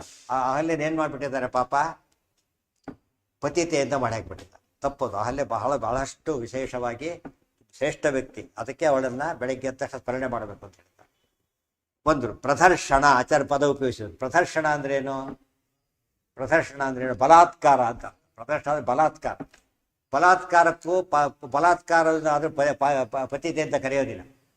ಶಾಸ್ತ್ರದ ಪ್ರಕಾರ ಕೂಡ ಪತಿತೆ ಅಲ್ಲ, ಲೋಕದ ಪ್ರಕಾರ ಪತಿತೆ ಅಲ್ಲ. ಸೊ ಬಲಾತ್ಕಾರ ಆಚಾರ ಒಂದು ಪದ ಉತ್ತರ ಕೊಟ್ಬಿಟ್ರೆ ಅದಕ್ಕೆ. ಬಲಾತ್ಕಾರ ಅಂತ ಹೇಳಿದ್ದರಿಂದ ಇಚ್ಛೆಪಟ್ಟು ಜೊತೆಗಿದ್ಲು ಅಂತ ಆಗಲಿಲ್ಲ ಅಂತ ತಿಳಿತಾ. ವಿತೌಟ್ ಕನ್ಸೆಂಟ್ ಆದ್ದರಿಂದ ಅಪರಾಧ ಆಗಲಿಲ್ಲ. ಯಾರ್ದು? ಅಲ್ಲೇದು ಅಪರಾಧ ಆಗಲೇ ಇಲ್ಲ.